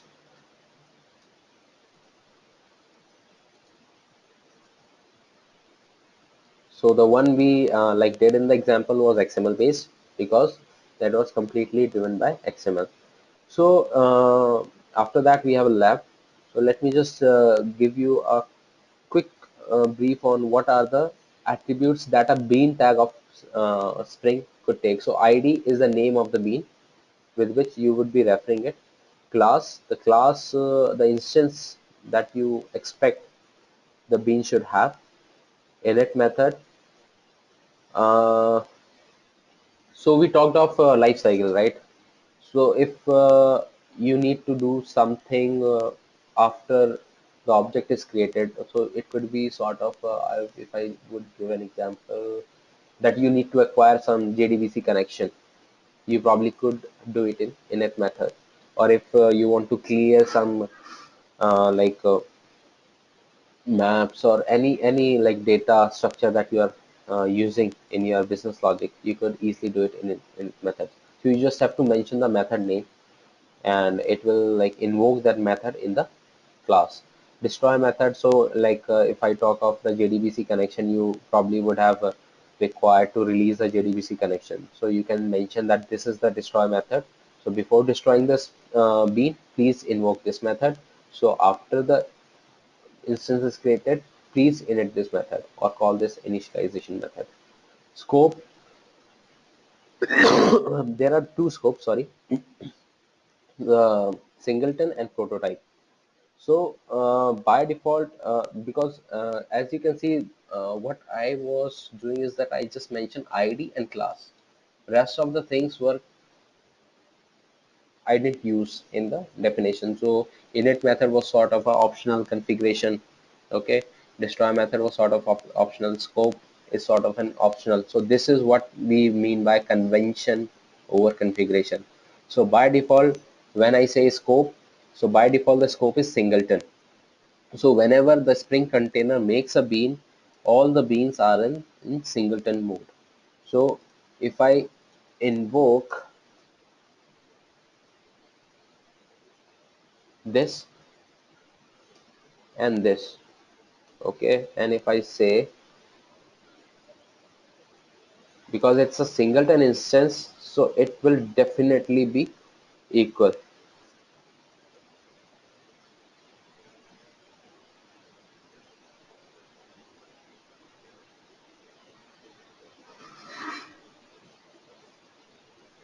Equals.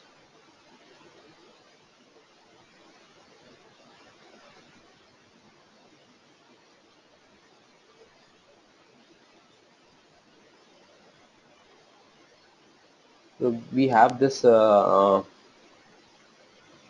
explanation in the session tomorrow. So won't be taking too much of time, but yes, let me just show you. I think I changed something. Okay.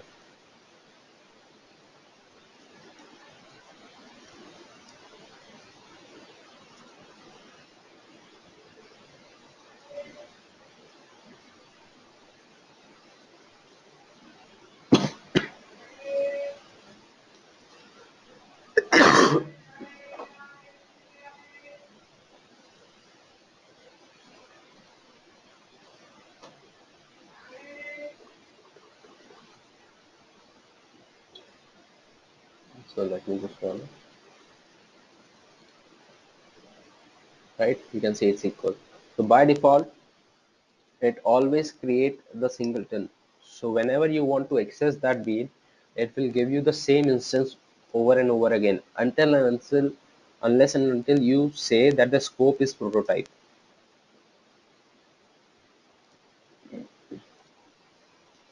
So lazy init, as we discussed, lazy specifies when a bean should be created. Either it is created on startup or on the first request for that bean.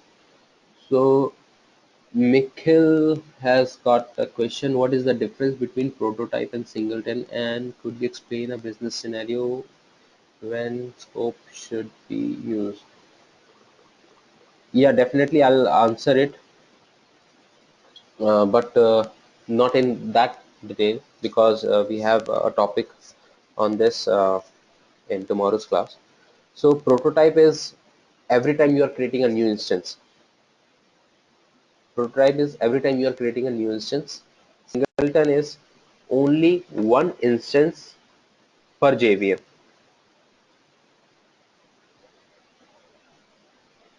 Okay, Mikhil?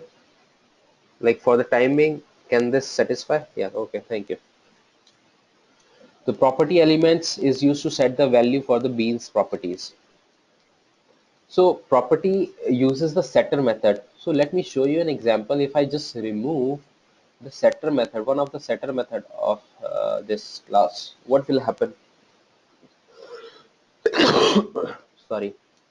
So what do you expect? Will it run fine or it will complain about something?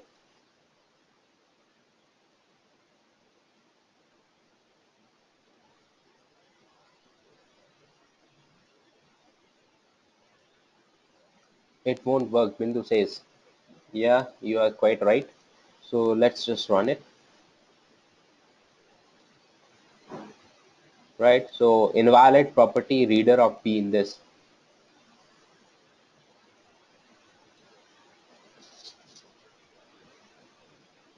I'm just reverting it back. So it uses the class, it uses the reflection, right?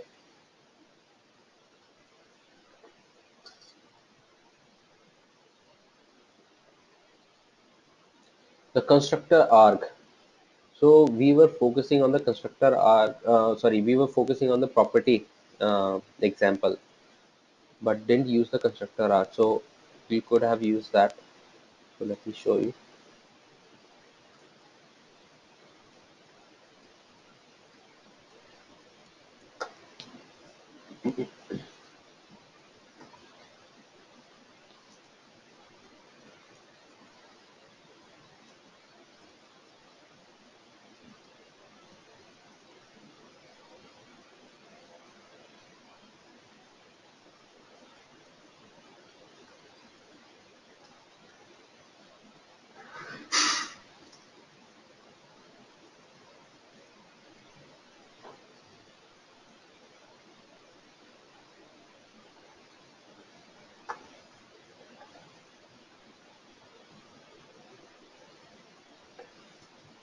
So this is the way you define.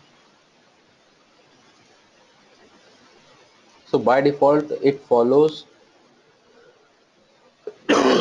sorry, by default it follows index-based setups.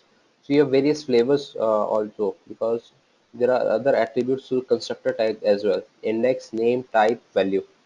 So when I don't define the other way, so it will take it as a index based. So if I just run the application, right? So this is how you do it. So guys, for the time being, to start on with your practical session, I would request you to create a workspace, okay?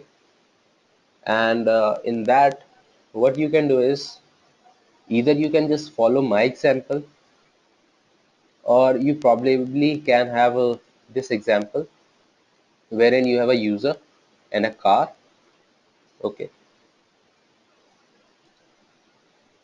And you define the user instance, define the car instance, and set that car instance to the user instance in the configuration itself. So I think that could be your lab, and then we'll extend it further. So for the timing, let's do this part up till now.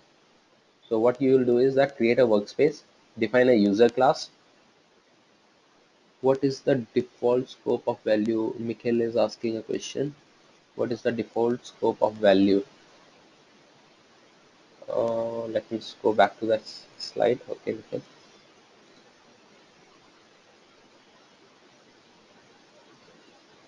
Which value, Mikhail, are you talking of?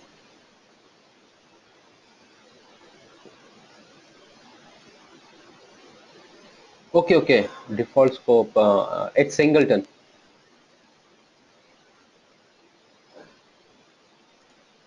So now your lab exercises, you have to create a user class having an instance of car. Then you create a car class. Okay, Mikhail has got one more doubt. Yes, please.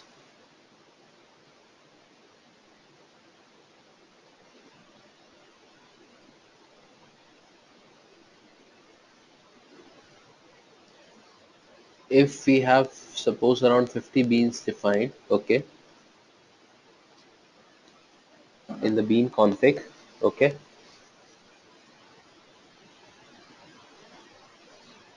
then on server startup,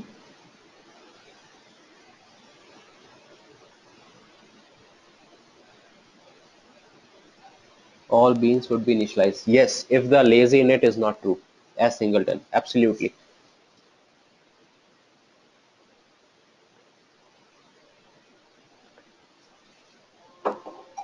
So guys, in case like it's a bit difficult for you to just type in your question, you can request to get unmuted. So I will unmute you, so you would be listened to all of us, and you can just simply ask a question. Okay, so this is just a reminder to you. So let's focus on the lab exercise. Create a user class, create the car class as shown on the screen, and define it in the Spring configuration. Okay, guys?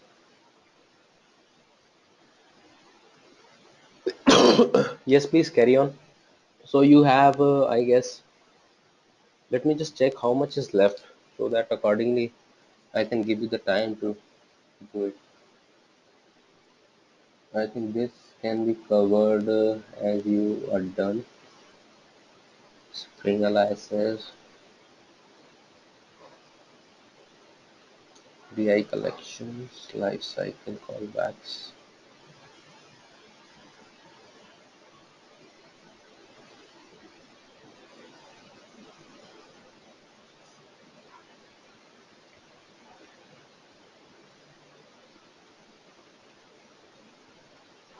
Okay, what I could do is that I think we don't have much of time. So maybe I could do it on my system and you can probably have a look. Will that work? Guys, please provide me a confirmation, because I setting up an environment will all take time. So Mikhail said yes. The rest of the guys, please. Okay, Lavanya is okay. Anup says okay. Bindu says okay. Renuka also. So like quite majority of people on my side. So I'll proceed on my system. So I won't be like uh, so I think you need this example. No. So I'll like resume with my example itself. I won't be using the user car, but yes, I'll be covering every aspect that is being shown in this lab exercise. Okay. So if I just move on to the XML, so in the XML, what is showing is that you have to define a user bean having a constructor arg of reference car. So there is a difference. Let me explain it to you right away. So whenever you say ref is that you want to reference the bean in the application context. Okay. So ref means the reference to the bean in the application context. Car, you've set the properties. So similarly, if I just go back to my example, you have this object which is being referenced in a class, and we've done it.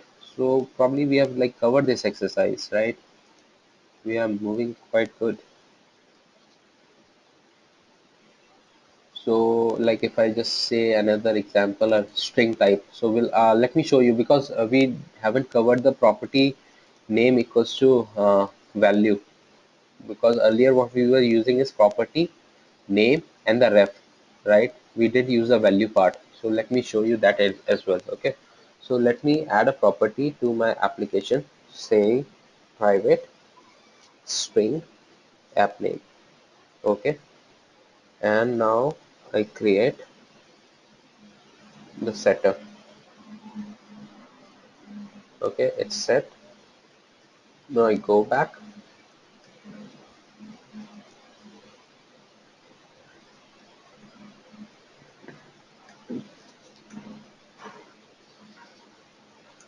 I guess I cannot use both of them together, but let me try. I don't remember it exactly. Name equals app name,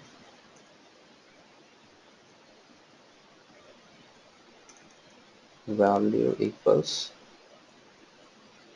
test app.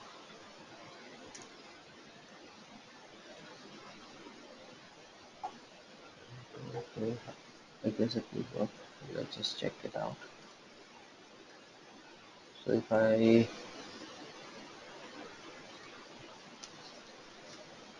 put a S out over here,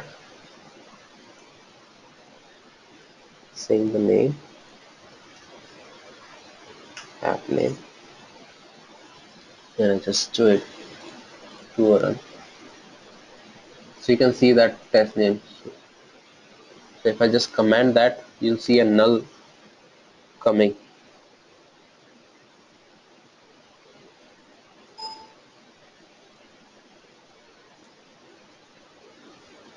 So if I just run it again, name is null. Okay. Could you go through the bean XML NS thing on the top of XML? That's a question from Satya. Okay. So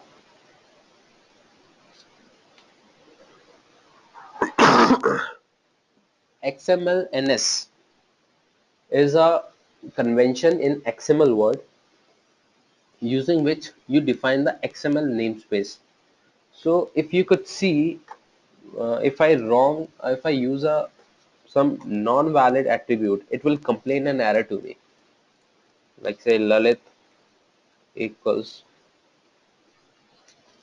So can you see? And it's complaining that it's not compatible to the bean.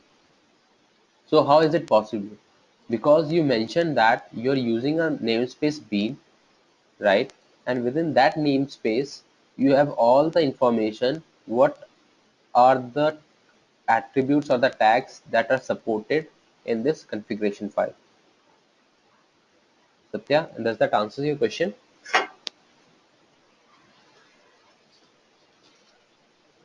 Okay, thank you.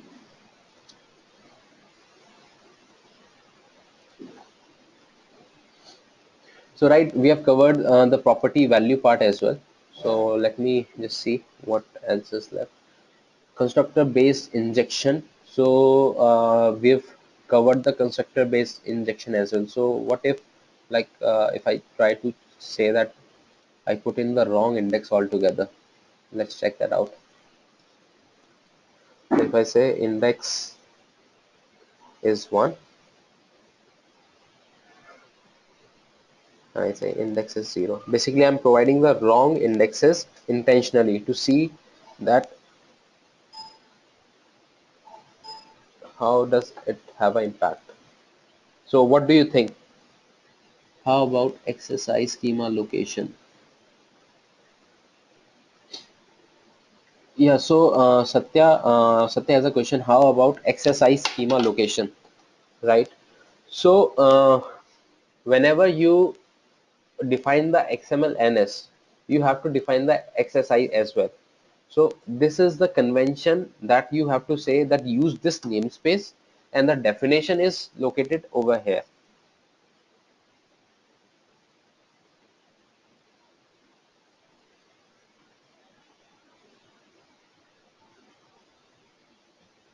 Yeah, make sense?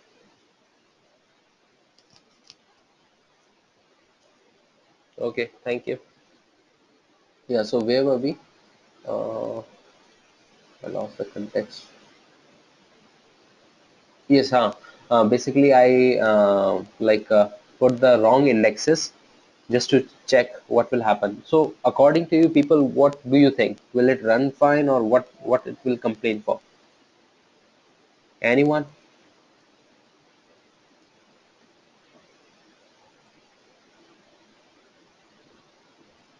The order of arguments in Satya says fail. Okay.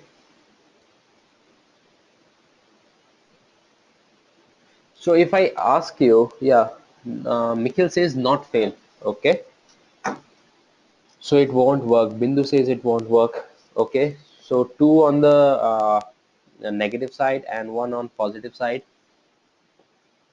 as the data types are different. Satya, I think you made the very right point.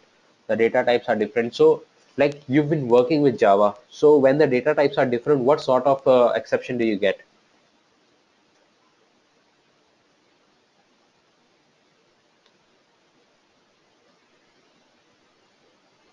So whenever, like if I just rephrase my class exception, yeah, right, Mikhail. So Mikhail said it very right. So you'll definitely get a class exception. So let's try running it to confirm the saying. Okay, it's saying open code. Okay, I forgot to mention the codes.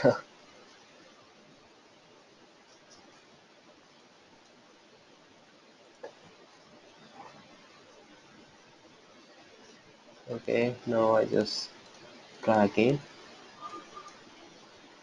So let me just maximize it.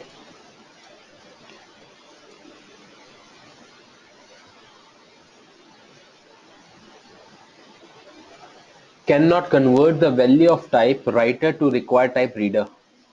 Can you see this one? Let me highlight it.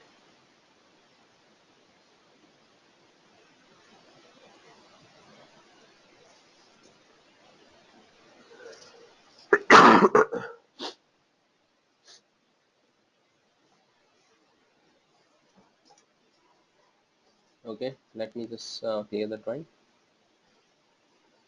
So Spring is nothing, just you have to focus on if you have implemented this framework, how would you have go on and implement it?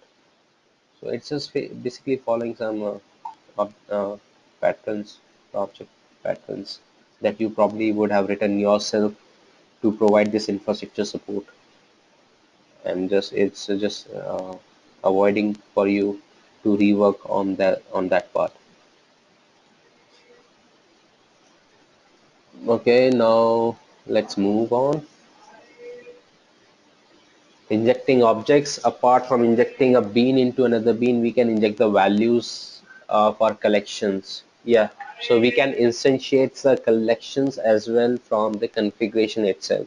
We don't have to uh, create the hash map and then do the put or add into the list.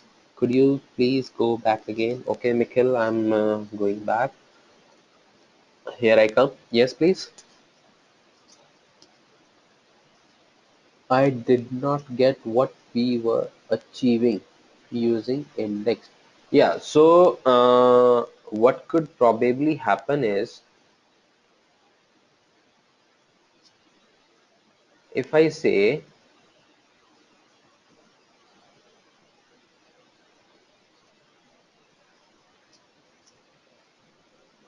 string name and string name.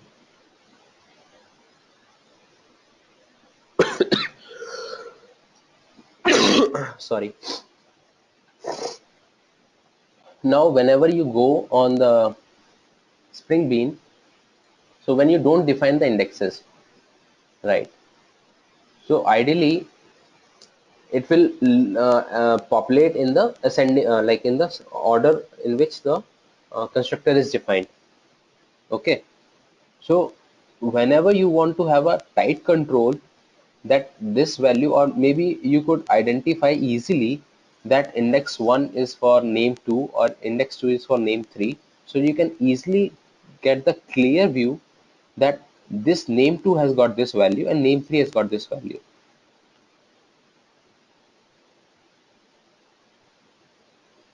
Because there is a default behavior. So initially what it will do is that it will try to locate to same types, but in case it does not find the same types, then it might get confused. So in that case, you want to have a clear understanding that this parameter is for this index, this parameter for this index. So you are making your configuration quite visible and understandable. So that's another way of using the constructor arg attribute index. So I'm just giving you a way to use the index the attribute of the property of the attribute constructor arg. Mikhail, make sense? Okay, got it. Thank you, Mikhail. Apart from injecting, we can inject in a bean into another bean, that we've already done. Create an alias for a bean and refer a bean using id ref. So I think id ref is to be covered. Let me just, yes. So let me just explain it right away here. Okay.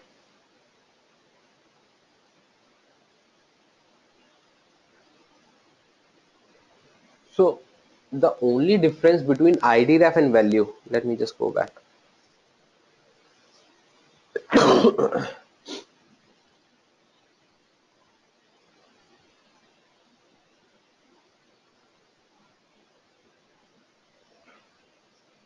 If I just simply change the value to app, so you expect it, right, that you will get the name as app. Okay, what change did we do? Okay, I mentioned the wrong indexes. Oh,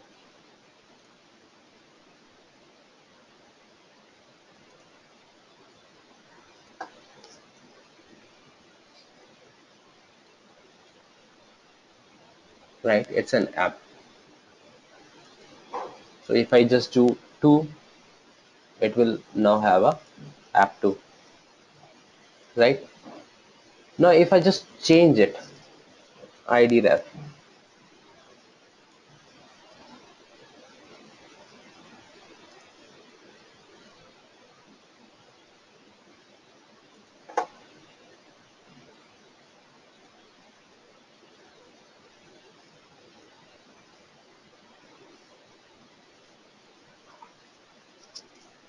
let me just go back. Where is that id ref? No, so it's all together another tag. It's not a. So I just take it out of here.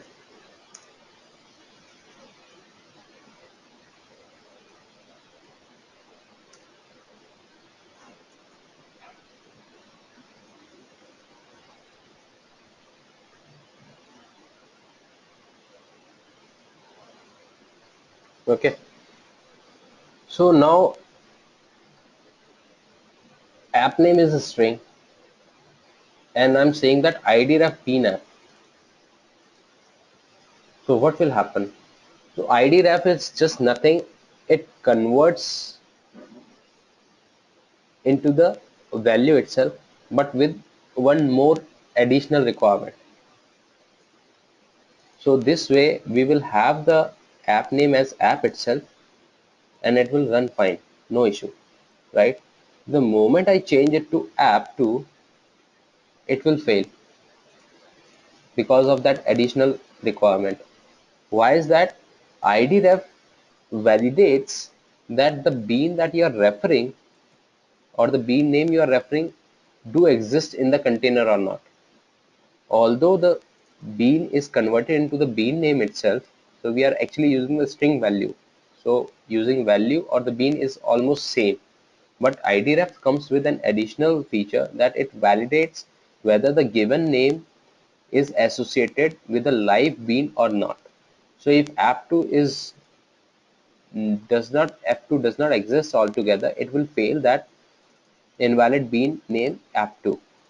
So in case you need to validate, so use case could be like, in case you are using your application container somewhere else, and but you need to ensure that this class must be instantiated properly, right? So it could be that you need to show the application name right in the beginning. So you probably say that the name should be the bean id app itself. So it will ensure that before creating this, the bean id should exist, and then it will run fine.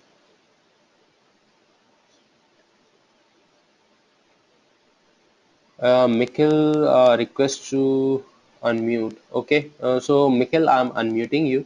So please ensure that there is no background noise at your end. Okay, so let me just unmute you,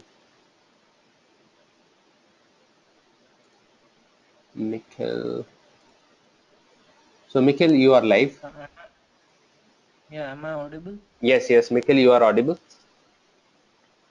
Yeah, so now you are saying that if there is an app to bean which is being defined in this bean config, then it will work and the associated app name would be displayed, right?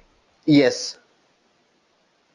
Okay. And one more question is, if suppose in our constructor argument, if we have multiple constructors with suppose two attributes. Now suppose we have one constructor here where the first attribute is a reader and the second is a writer, and we have another constructor where writer is my first attribute and reader is a second attribute. So in So that case, yeah, definitely. So what will happen is, in case like you have defined two such overloaded constructors, so index will come into play to help you. So you'll probably have to define that this is the index order that I'm following, and then on the base of that index, it will try to locate the matching constructor for you and will instantiate a bean of it. okay, thank you. So guys, like, could you all hear the Mikhail's question? Do I have to repeat it again? So Mikhail, I'm just unmuting you.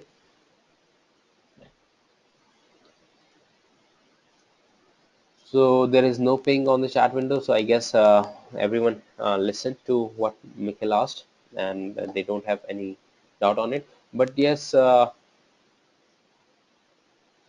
let's proceed further. ID ref.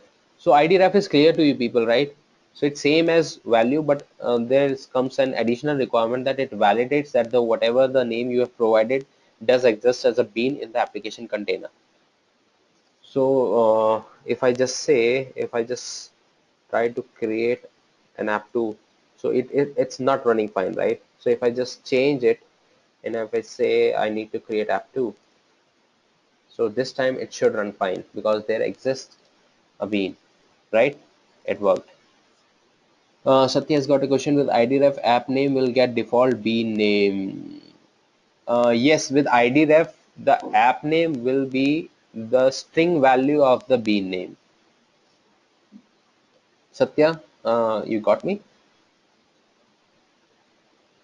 And Mikhil, okay, Satya says okay. And Mikhil, I like covered your question as well in the practical way that I defined the app2 instance, and this time it run fine. Okay, so I'm moving forward. Usual way, right way. Oh, let's move back. So we covered the inner beans. Okay, spring aliasing. Okay, what probably you could have done is rather than defining the string, you can easily use the alias, right? So here is a alias tag. So it will give you another name to the bean. That's it.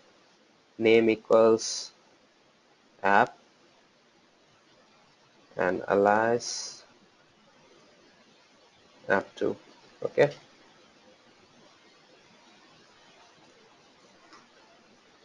So it's still complaining. Is it that it changed the must? Okay, maybe I didn't terminate it. Yeah, it worked, right? So you're clear with the aliasing as well. So sometimes it is desirable to introduce an alias for the bean that is defined somewhere else, right? The situation is quite common in large system where configuration is split amongst each system, each subsystem. So the example you're saying is very pretty simple, right? You can have some modules like uh, mm, a service project, right? You have DAO project and you have another project. So each project will have its own Spring configuration, right? And you have a main project that combines these three projects. So you need to have these three configurations come at the same place and provide the unified configuration to you. So in that scenario, you can just think of how complex it may become if you don't have clear understanding of how it's functioning.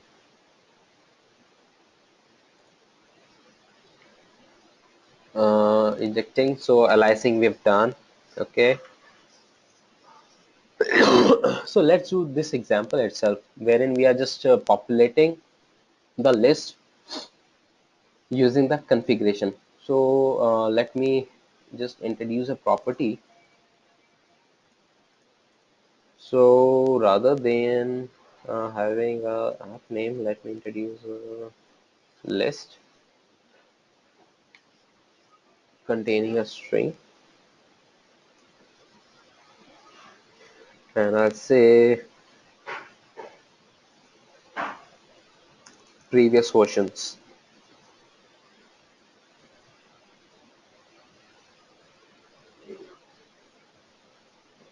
So, oh, I got a wrong import.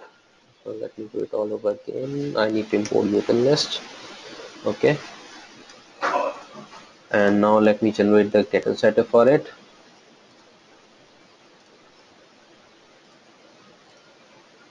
Okay, and now if I just go over here, I type property.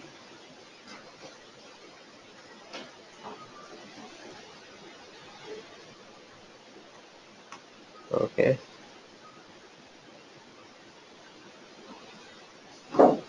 name equals, what was the name? Previous versions. Okay, so I said that's our name previous versions. Now since it's a list, I say it's a list, and I have to just introduce the values tag. So I say value 1.0,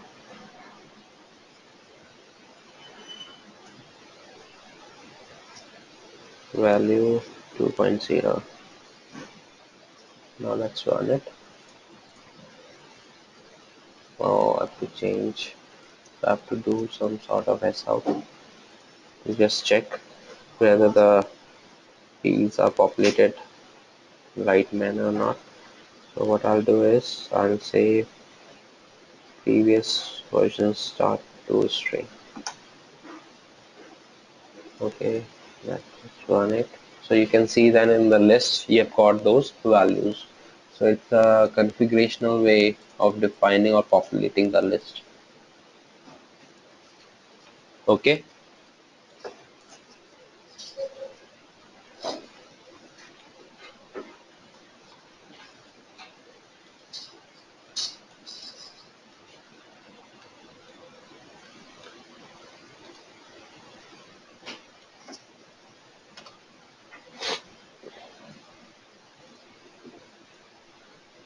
so let me just go back. Sorry, I was looking somewhere else. Yeah, so this is we've covered. Apart from setting a single value, it is possible to set the list of values to properties and collections. List, map, set can be used. So you have various tags. So for map you have a different tag. For set you have a different tag. So this is that snippet for the list, and we've tried it at our end. DI collections, we have covered it. Okay. So what is this example doing over here? So it's just simply doing nothing. It's a test class. So just to check initiation is being done properly or not. So we have seen on the screen that our configuration is working fine. Moving forward, bean life cycles. Yeah, we need to cover this. That's a bit. I guess we are just about to finish before 11. Let me just try to cover it up. Init method. It specifies a method which needs to be invoked immediately after bean instantiation. So we like discussed about it in the bean attributes that we discussed in the previous conversation. So destroy method, what is before, like what is to be done when a before is about to die. Okay, so let's just do it in a workspace itself rather than explaining it out here. Just let me check what they want to show. Okay, so let me just the same way define the methods and use it accordingly, right? Yeah.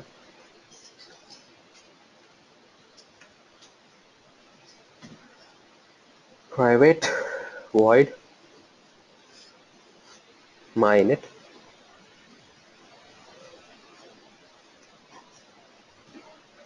as out called init.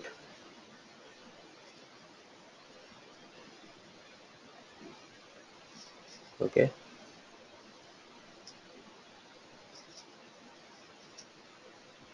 and my destroy. So basically I told you the use case as well, wherein you could probably have those uh, callbacks used in your application.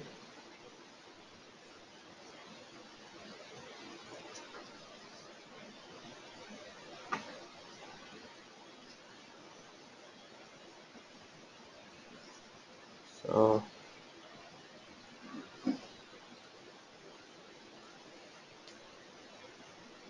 init method is equals to my init,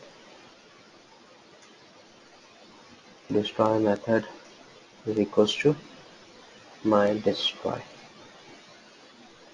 Okay, just let me check the name. My destroy this.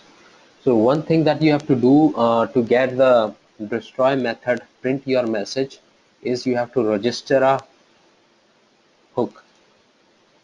Okay, let me just show you how to do it.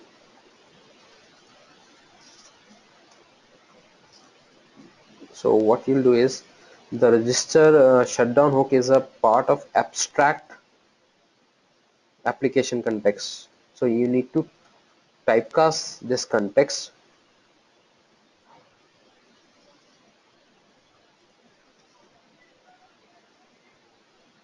Okay, and register. Now I'm trying to run it.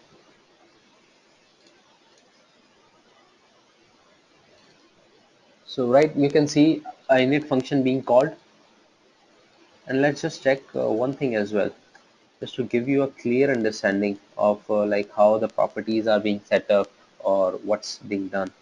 So what we can probably do is that in the init method, let's s out the properties as well, props during init, so you can get a clear idea like when is it being called, how it behaves. Okay, now suppose I just take that name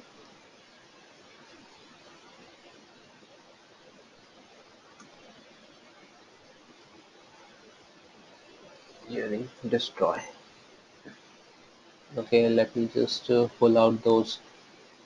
What is the hook doing? Satya asked, what is the hook doing? So basically, whenever a JVM is killing itself, you need to register some hooks to it so that it will intimate those areas before dying. So if you won't register the hook, you may not receive an intimation of how is it going. So this is a Java part. You can just simply Google on this concept, and in case you do still have a doubt, you can probably go for it, because I think we have less time. Satya, will that be feasible for you? Okay, thank you, Satya. But yes, in case you have a doubt, just drop a note to drop a note to me. So I'll be sharing my details with you people after the session. So let me just pull out these unnecessary s out so that it becomes more clear.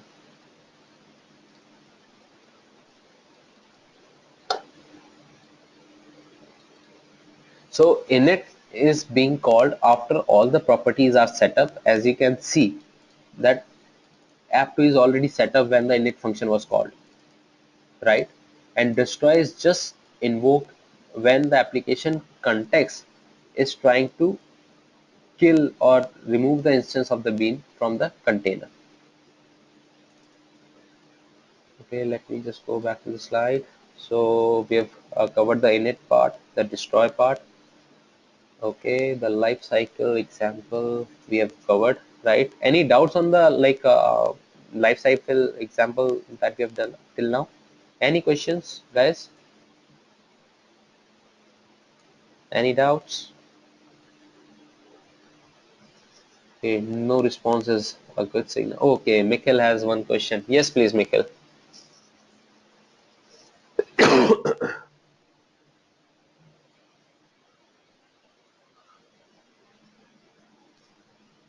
When is the bean removed from the context?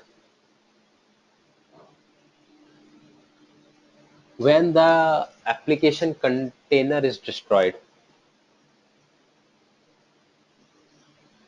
In init are the variables already initialized? Can you show the life cycle slide again? Okay, I'm just going back.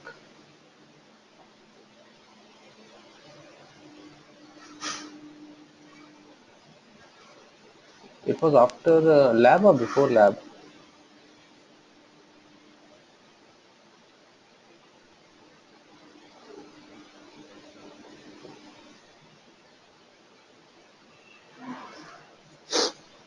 So it's yes, it's always available up till your JVM is it is done when the server is stopped. Nikhil, actually you are right. So let me just announce to all people as well.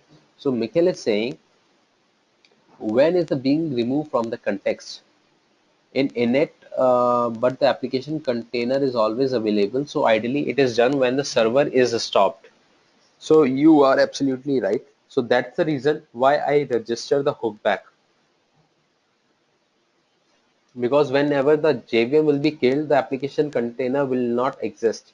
And the moment it will not exist, it's something that application is container is destroyed. So Mikhail says he got the concept. So any doubt on it?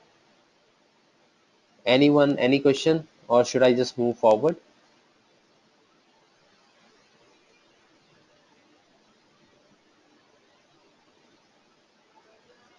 Okay, I'm moving forward. Thank you, people. So we covered this init destroy. This is just an example showing how we would implement it. Yeah. So this is the way when you introduce your methods. Actually, you can register callbacks. You know the callbacks. So when actually the Spring is trying to load the bean or instantiate the beans, so it has provided some hooks. So it will be calling those hooks. So you can define the implementation of those hooks and then can have a proper callbacks being called whenever the Spring goes through the life cycle. So these are called the initialization beans, right? So any class that you want to have as a callback, you have to implement initialization bean, and the initialization bean specifies a single method after property set, right? So this is the method that you would be implementing. In case of XML based metadata, you use the init method attribute to specify the main. Leave it. Yes, Mikhil, I'll definitely give you an example of callback. No worries. Just give me a while.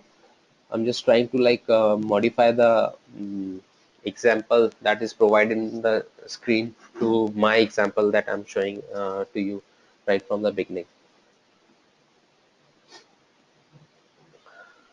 Okay, so now what we will do is that rather than using the init and destroy method, we will use the initialization bean. And as you know that after property method is what we would be implementing after uh, inheriting initializing bean. So disposable bean is for destroy and implement initialization bean is for the init method.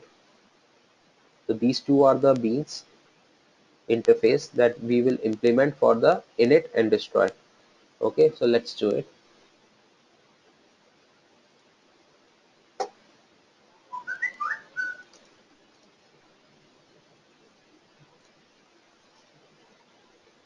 My init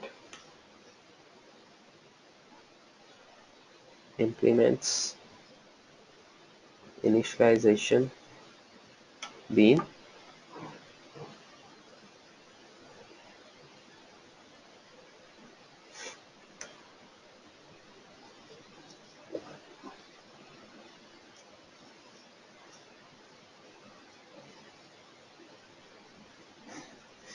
init callback.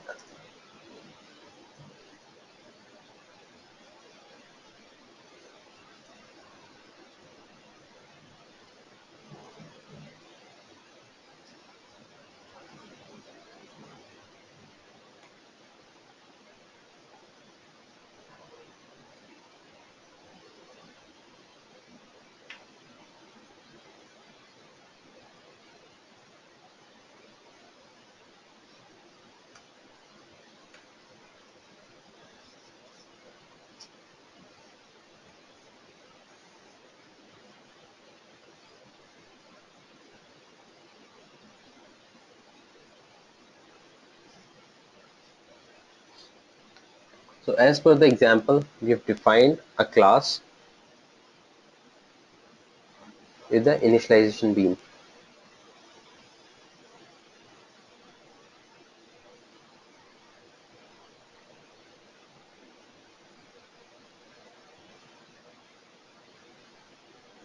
Okay, I think I didn't do it right. So let me just modify it again. So if I say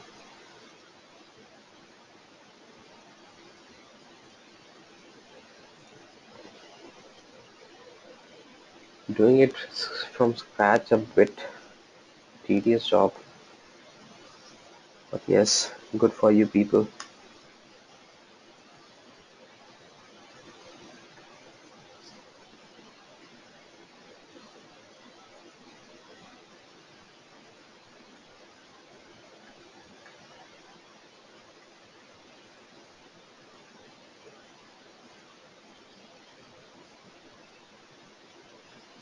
So this way you don't actually have to like mention what is my init method, what is my destroy method.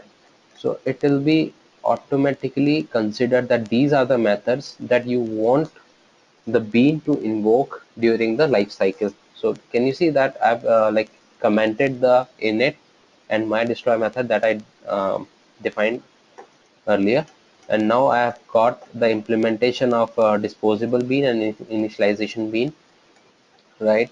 So that require me to implement these methods, and I've just put the callback. So just to show you that it's a callback that is being invoked and not the init or the destroy method properties that you mentioned. So if I just remove it from here and if I just run it, you can see init callback, it's processing, destroy callback. So whenever you exit from your application, let's destroy being called. So if I just go back out there in the implementation, the advantage of using the init function is that you can actually have the access to the private members of the not really. Yeah, so I think that's all we have in this. No need to confuse people. So is the initialization bean and disposable bean concept clear to you? So it's simply that you don't actually have to define the init and destroy method explicitly in your configuration file. You just have to implement the function and you are done. So Spring framework will automatically take care that if a bean is implementing those interfaces, it will call the required methods and will function accordingly as per the lifecycle. Implementing interfaces. Bean, yeah, so these are the scopes. The singleton, this is the default. Prototype can create any number of instances, so it's similar to creating new every time. Request, so these three things would come basically in the web, Spring Web part, because in normal JVM, they actually don't play significant role, right, people? You just give a read to it in case you want to. Request one being created per HTTP request per session of HTTP and in portlet application. So servlet based application use the global sessions. Bean scope we've covered.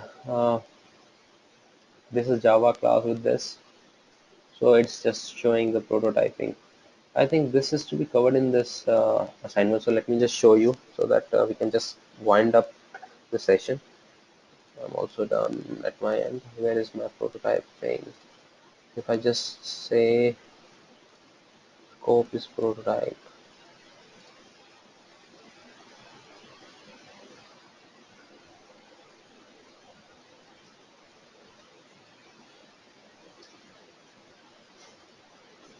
prototype.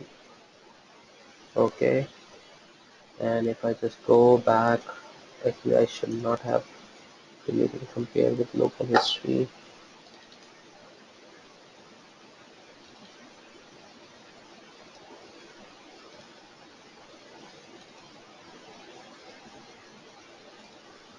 Hmm.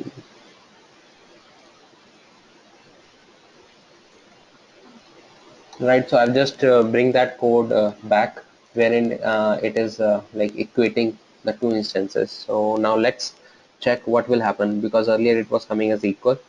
So this time it's coming as not equals. Okay, guys. So every time it is creating a new instance. So whenever you request for the instance, it will give you a new instance every time.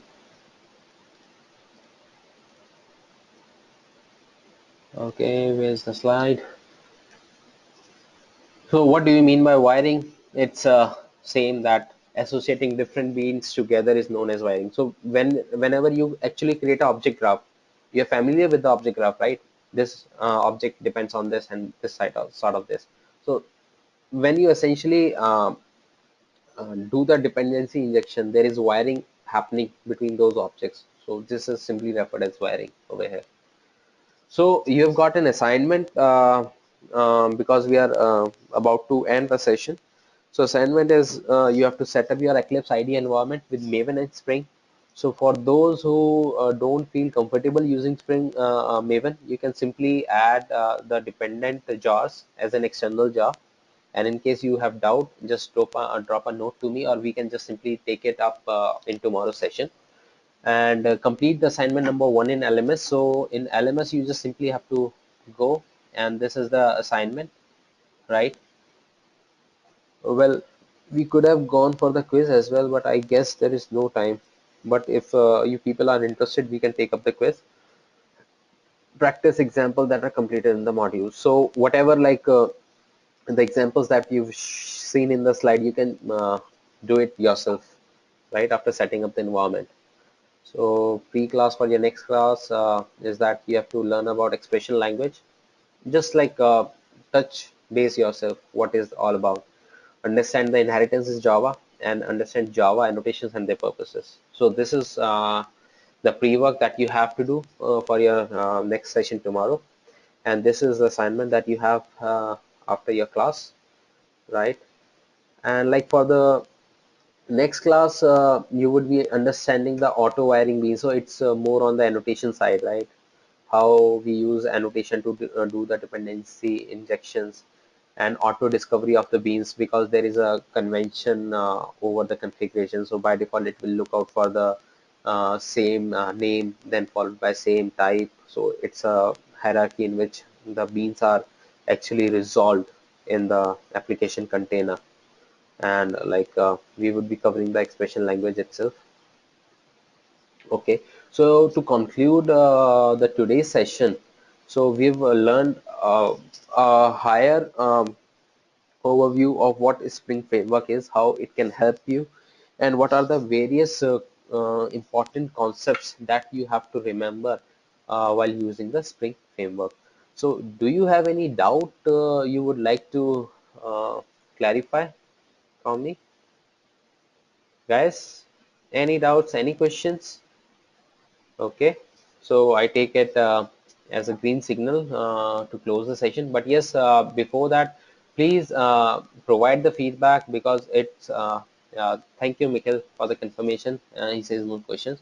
So do provide your feedback, because it will help us to improve and provide you a better learning experience. So it's a very important thing that you should be doing, and I really suggest you people, recommend you people, do provide your feedbacks. It's like sort of a thing that can help uh, improve your learning experience, and can contribute a lot to us. Okay, guys. So shall we close the session then? Just confirmation from you people. Yes or no? Yeah. Okay. Thank you very much. So see you tomorrow with more new learning to come on the Spring. Thank you, guys. Bye bye.